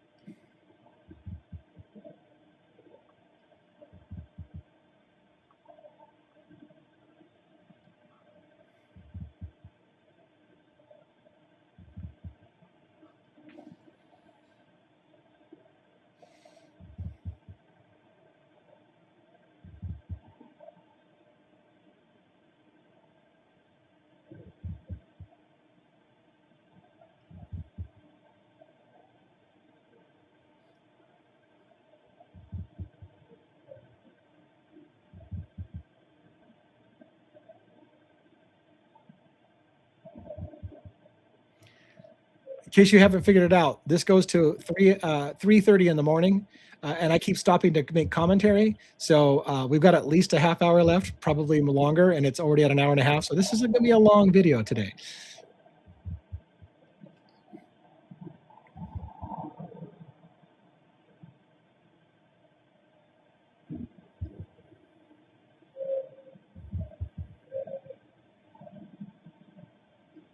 Some odd noises behind us.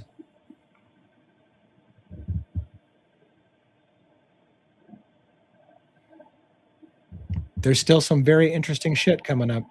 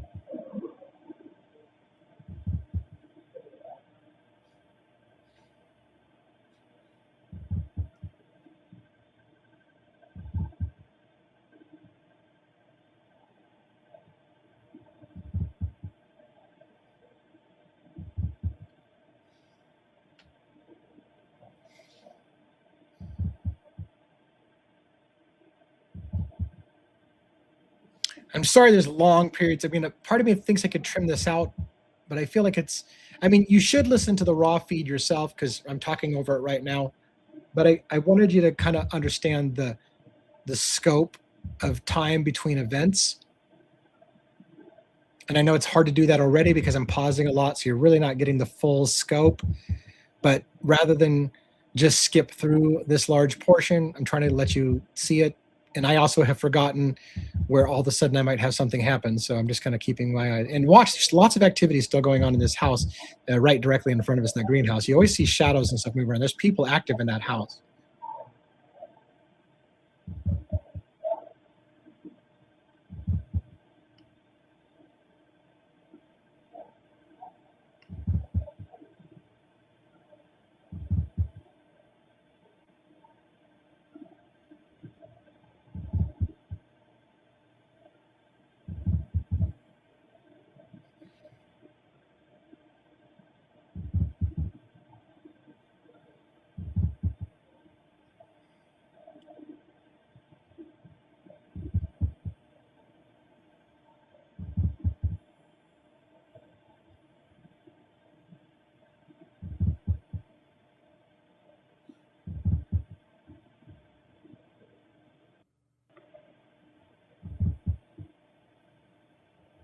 Little audio skip there as we buttered up another 5-minute video.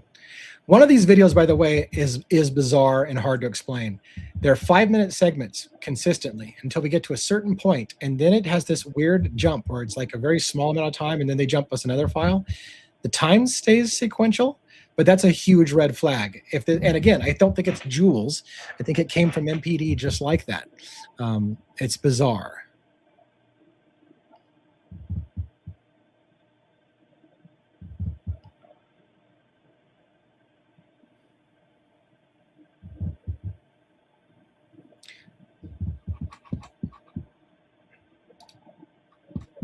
While this is playing, I'm going to see if I can find that for you and tell you which file it is.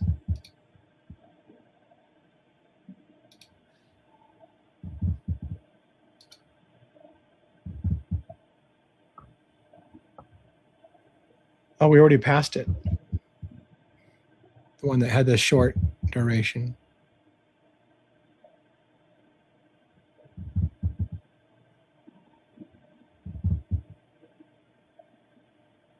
No, we haven't passed it.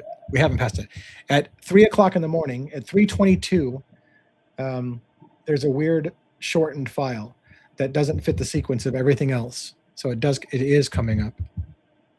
And that's bad too, because it's in the wheelhouse when Coberger starts arriving to the scene. So funny, the only place we see potential audio or video manipulation is when Coberger is supposed to arrive. That should be a fucking enormous red flag.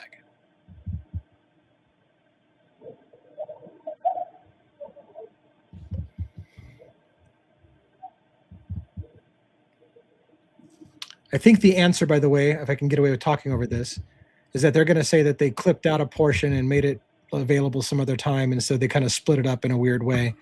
I don't know that I buy it. There's some weird time manipulation, weird file size manipulation right at the critical time, and seems like Julez said, well, they already gave us the information in another video. Okay.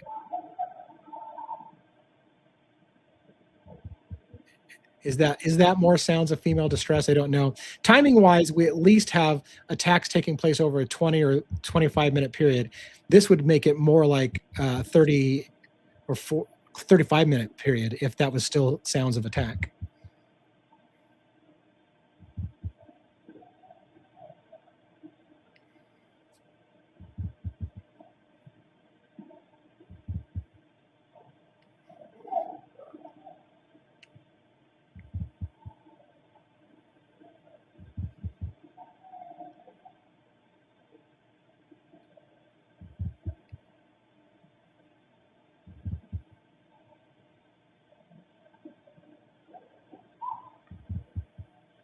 Oh, there's a cat walking through the picture I never saw before. There's a couple of glowing eyes between the cars. I saw movement between a couple of these cars in the foreground. And then I was like, what the hell is that? Is somebody creeping around? It's a cat. You can still see its eyes looking. If you look really carefully, attention to detail. Devil's in the details. A cat fucking walked through the scene. Cat burglar.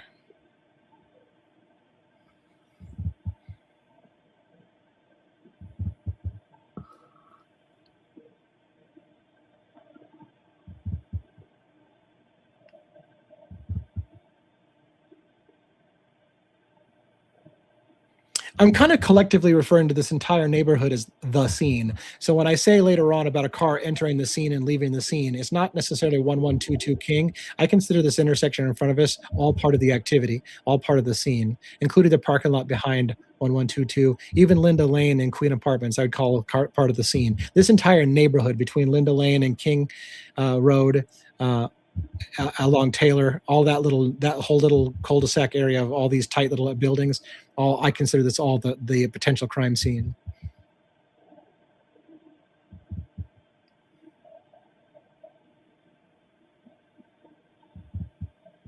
Or if you want to get technical for military type things, the theater of operations. I would call this whole neighborhood the theater of operations.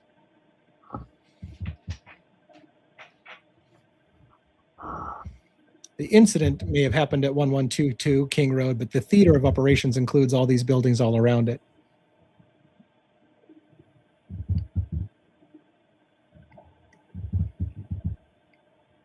I'm sitting there second guessing myself if I need to trim some of this stuff out.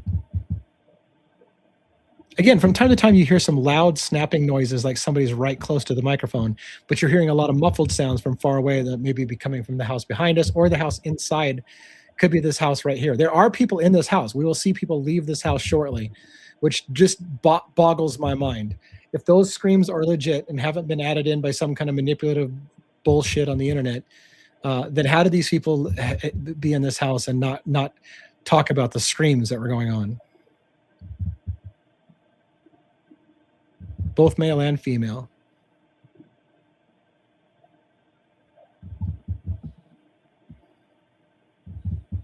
There's still some good shit. So while you're like, fuck, got to go another 20 minutes of this shit, there's some good shit coming up.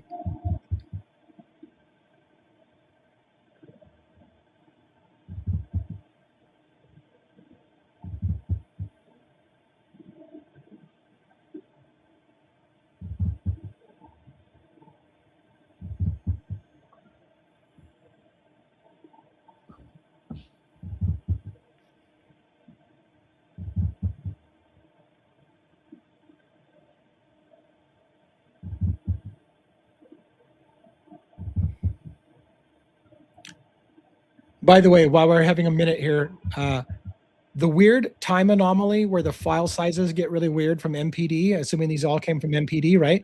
The weird time anomaly happens right when these two girls leave this 1112 King Road residence.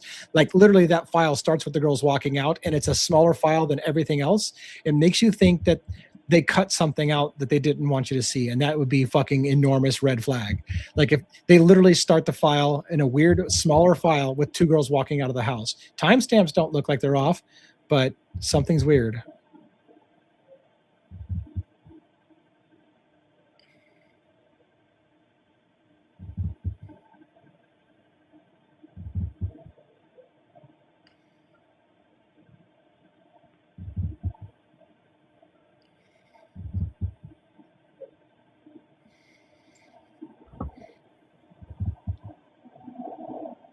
Okay, here we go. Watch this car.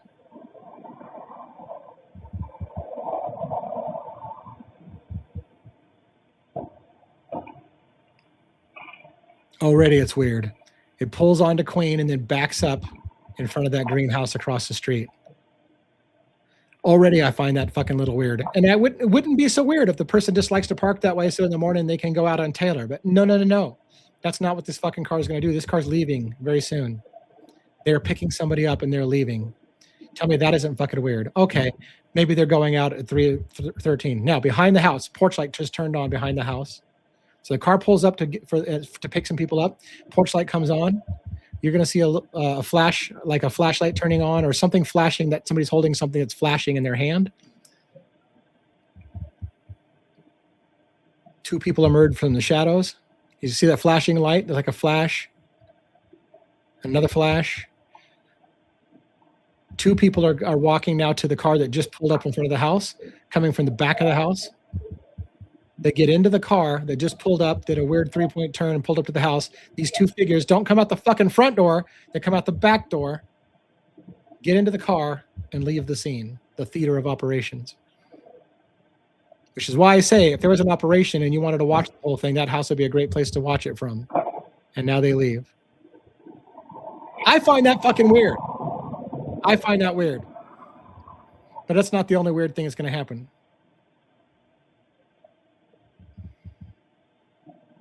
And I think they might take a left and go behind the house. So you're going to see them in a minute, I think. I could be wrong. Maybe they took a right.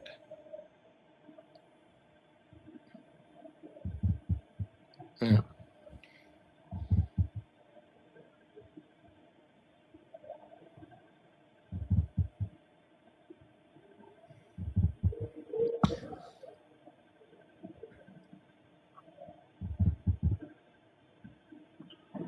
Now, if I were building a narrative, I would say the attacks are all done. And if these people were involved in any way, shape, or form with the operation, people are leaving the scene because the operation's done. Now we're just in a cleanup phase. Dylan said, well, I don't think you're going to find any DNA from the suspect because we cleaned up, or there was, something to that effect. And they're like, what do you mean you cleaned up? Oh, I mean, we cleaned up for like parents weekend. Oh, okay. Sure. You're not telling us everything. So yeah, there may have been a cleanup operation going. And now that since it's just cleanup and there's maybe a cleaner or two in the house cleaning up the scene of forensic evidence, you still hear some sounds in the back. But if we're in a cleanup, the people who have been watching over again, it sounds crazy, but if that's the case, if it's a theater, if it's an operation, the theater of operations, people are leaving the scene, getting picked up in cars and leaving the scene because the attack's done. Now it's just just for the cleanup. Which also explains the more than 8 hours of delay to clean up the crime scene, to make sure it's fully clean. So you've got cleaners, maybe professional cleaners, cleaning up the crime scene, making sure that they're going to get away with this. Hell, maybe even planting evidence to make sure that somebody else goes down for it. Now, yes, you will think maybe on first blush that I'm making this up. You hear what sounds like, at first I thought it was a cell phone kind of vibrating, like I thought it was my own cell phone vibrating on the table. It's got that sound to it, the ver. But you'll hear it very, very distinctly if you listen carefully enough. There is music playing. There's a bass beat going on in the background. And so if you listen carefully, you'll hear it's music. And again, if I let my overactive imagination get away with me, they're now playing music in the house of the crime scene during cleanup. Maybe they're chilling and relaxing and cleaning up the crime scene to music. Is that crazy? Maybe. The other possibility is what they just told us, the official story. Kaylee was dancing to music just before the attacks. So this would be approaching closer to the time of the attacks. Dylan said Kaylee was dancing to music, dancing with the dog, went up the stairs. And so could this be the music we're hearing from 1122 King Road residents? And all of those screams have some other fucking explanation. Some other explanation that makes total sense. People screaming and everything doesn't have anything to do with people getting murdered. Kaylee's still alive, dancing around to music, having a good time at the house behind us. That's another possibility we must consider with the music that you're hearing. And again, you won't hear much of the music. You'll hear more of the bass beat, but I believe you're hearing music.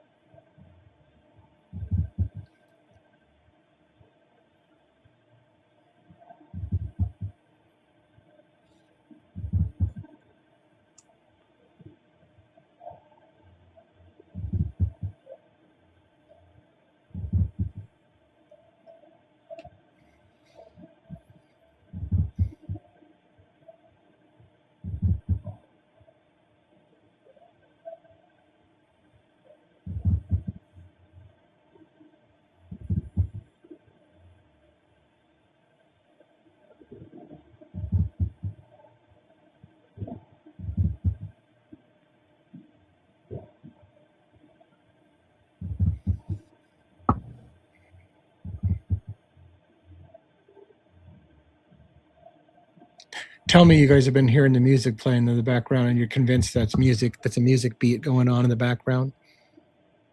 Could it be coming from 1112 King, the house that we're attached to? Sure. Is it coming from 1122 King, Rosa? I think that's plausible as well.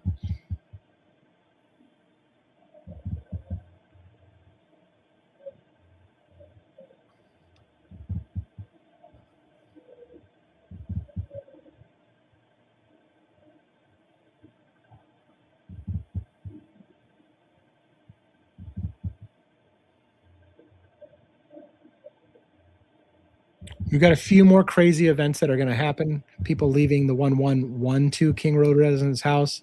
A suspicious individual going down to the dumpster and leaving the theater of operations, as I might call it. And then Coberger's arrivals in cars. Not necessarily in the order I just said.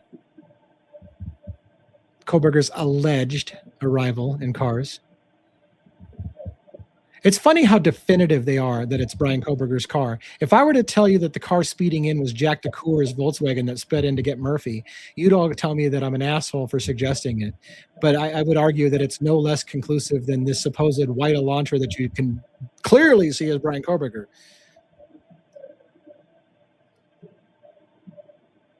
I guess believe what you want to believe. Okay, here's a person leaving the King Road residence on foot. Watch this. Now, I should say they're not leaving necessarily King Road. They could be coming up from Linda Lane Apartments. But look at them looking at a dumpster. Are they putting something in the dumpster, looking for something in the dumpster, casually strolling off after leaving the 1122? Just nothing to see here. And then they just vanish. I tried to follow them. Once they get into the shadows, they're gone. I'm looking for shadows in the light or breaking a light to see that the head went past some light. I don't see them. They're just gone.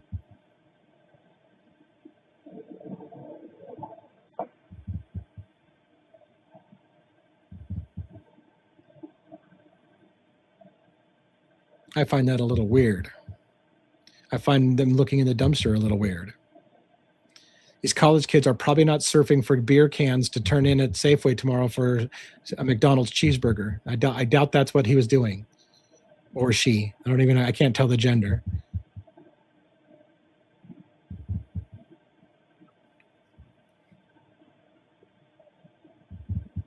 But again, you tell me a plausible reason. There's some shit going on behind us. Oh yeah, we're leaving now. I think the girls are about to leave 1112 residence, which you have to ask yourself, if you've been hearing screams in your house or behind your house, why has that not been reported?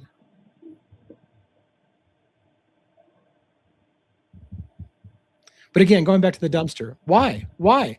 Tell me what's plausible about this guy just kind of strolling down the street at 3:20 in the morning and looking at a dumpster and leaving the area. What is that? What have you done there? What are you looking for? What was curious about the dumpster at 3:20 in the morning? I don't have an answer for you, by the way. I just find it fucking super weird.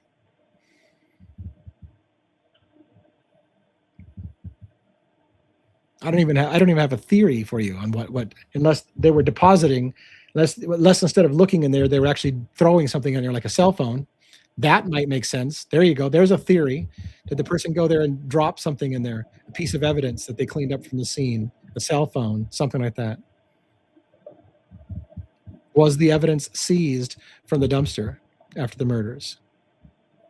Wouldn't that be a logical step? Okay, here the girls leave. Kind of go to daylight mode. Right?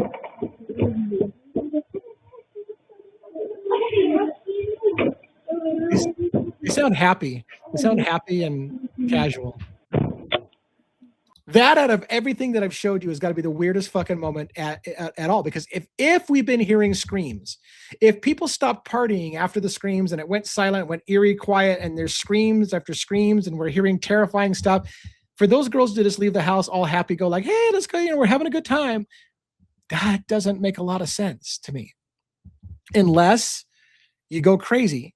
and realize that you can literally walk from 1122 King Road residence and right into 1112 residence at the bottom. You literally can walk from one door into the other, and then you could go out the porch of this way, and it would look like you've been in 1112 King Road residence all night, and maybe you were over at 1122 King Road residence. You literally could do that. You could walk through this house from the back door and out the front door here, and have just come from 1122 King Road residence, making it look like, hey, I've just been here all night long at 1122 King Road residence. Would that be a kind of an alibi? Hey, I wasn't in the house behind us. Didn't you see me just leave from 1112? Right. Again, we go to color mode and then night mode because again, the lights are giving us daytime mode because of the headlights.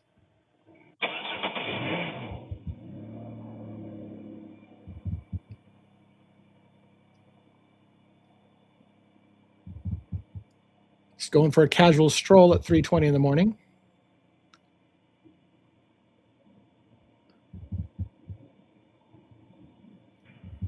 And as you can see, we are nearing done. We're going to watch these individuals, these odd individuals who's come out like nothing's been happening, that people haven't been having horrific screams going on and all this weird shit. Just going for a leisurely drive at 3:20 in the morning after, I mean, all these people are leaving the theater of operations, right? People left the house across there. People are leaving this house. We got some noise in the foreground. Is somebody still right underneath the microphone here? I don't know. But people, you know, a car pulls up and grabs a couple of people and leaves the scene. Like everybody's leaving the scene. One might say they're leaving the scene because it's done. The deed is done. But that's conspiratorial. But you know what? We don't mind being conspiratorial when we're making up a good narrative about what Coberger did.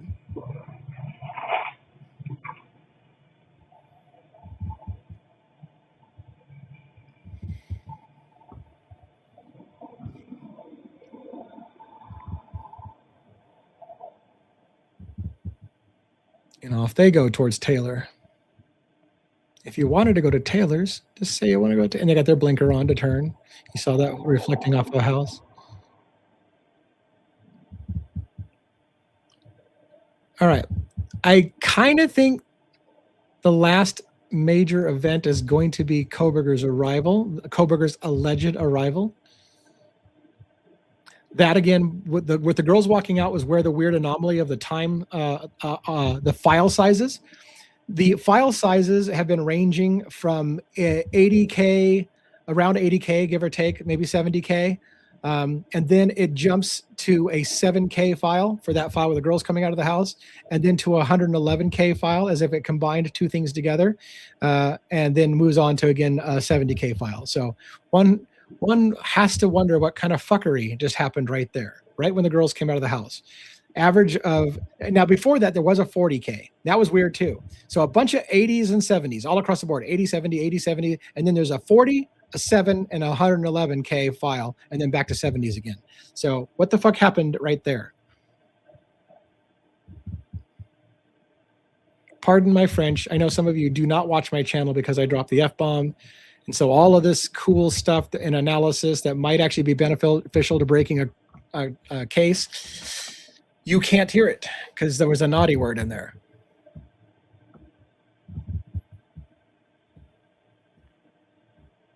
That was kind of mean. Coberger's car now is allegedly seen on 700 block of Indian Hills Drive in Moscow, Idaho. Coberger's still not at the house yet. So he's still driving through Moscow, Idaho, according to the official record.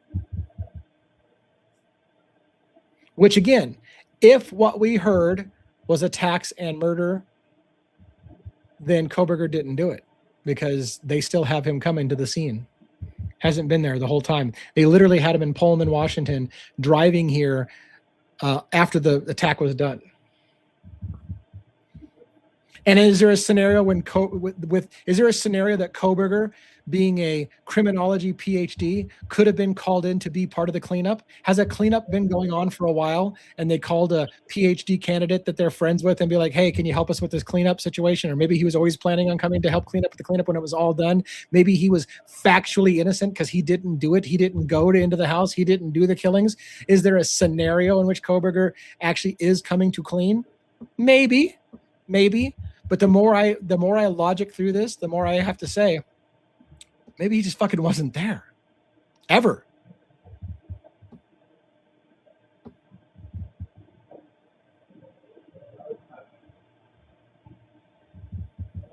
We got some male voices again.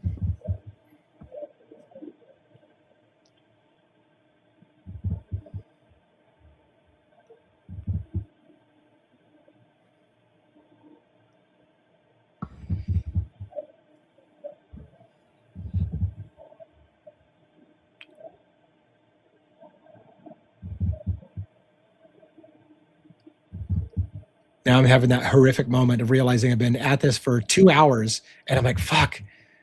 Was my audio on? Did I make sure that the audio was playing audio? Is my microphone turned? Like in my head, I'm like, oh, Kohberger's car now is seen westbound on Steiner Avenue, Highway 95, Moscow, Idaho. He still hasn't arrived to the neighborhood yet.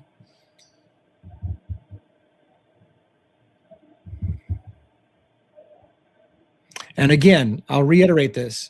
What you don't hear when Coberger arrives and allegedly gets out of the car at 4:05 and goes in and kills 4 people and gets back in his car is anything that sounds like what you just heard. No screams, no horrendous blood-curdling screams, no sounds of struggle, really. I mean, there is a thump, somebody's here, but not like the sounds of struggle we heard earlier. No, you don't hear that. You hear that here, and Coberger's not even here.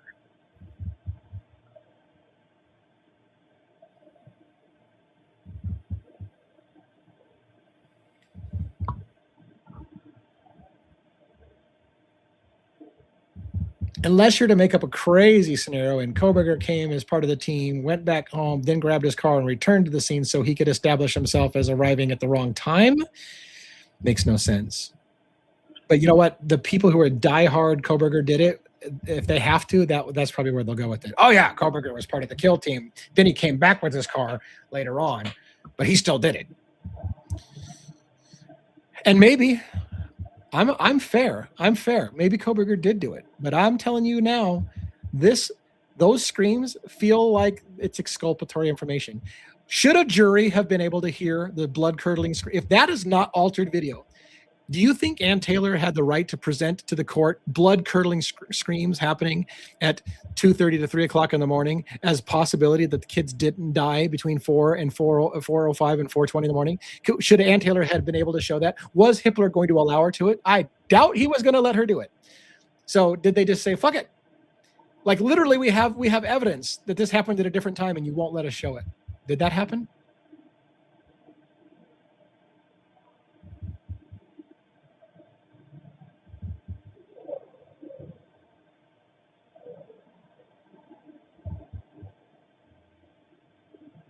And now we have Coberger allegedly arriving for his first pass.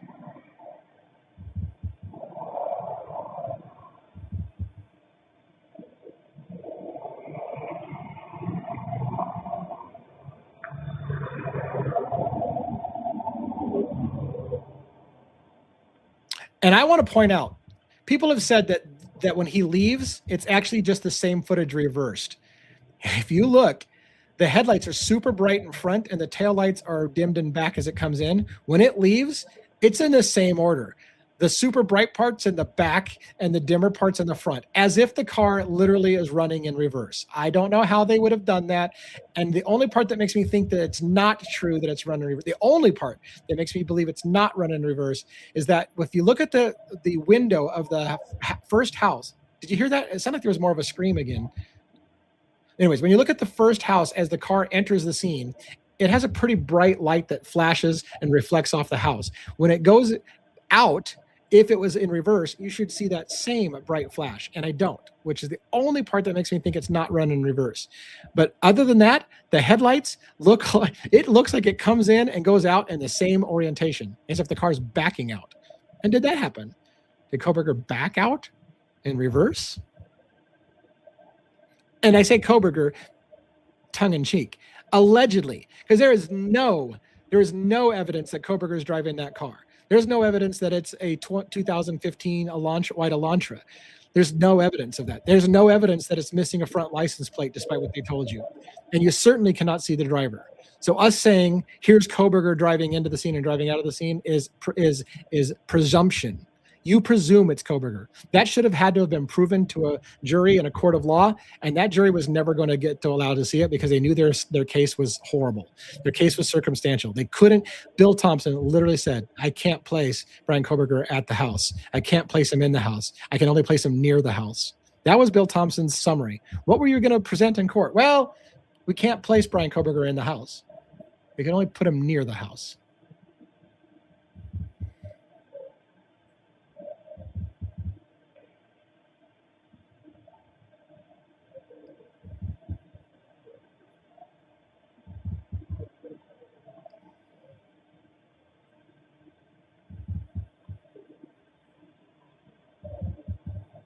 And now, is this in reverse? I don't know. Look at how bright the back of the car is versus the front of the car. But to be fair, you see a beam coming out, and you don't have beams coming out of your taillights. So I just say it almost looks like it's in reverse. Almost. But there's too many things that make me question it, like the beams and the lack of the same reflection in the window. So I'm going to have to say he was leaving, or the car, not he as in Coberger, with the car. And now a person leaves the scene again. Another person's going to leave the theater of operations. There's Coberger's car allegedly going behind the house. I think that if he would have went down and turned left on Taylor, he could go right behind the house where you just saw the car, and the timing is about right. And now you see a person leaving that house. Everybody decides that they want to go for a ride or a walk at 3:30 in the morning. It's a really good time just to go out and go for a stroll. So girls decide to go for a stroll. Guy decides to check a dumpster at 3:30 in the morning. Another person decides to leave. Everybody thinks it's a really good time to just go for a stroll in Moscow, Idaho at 3:30 in the morning.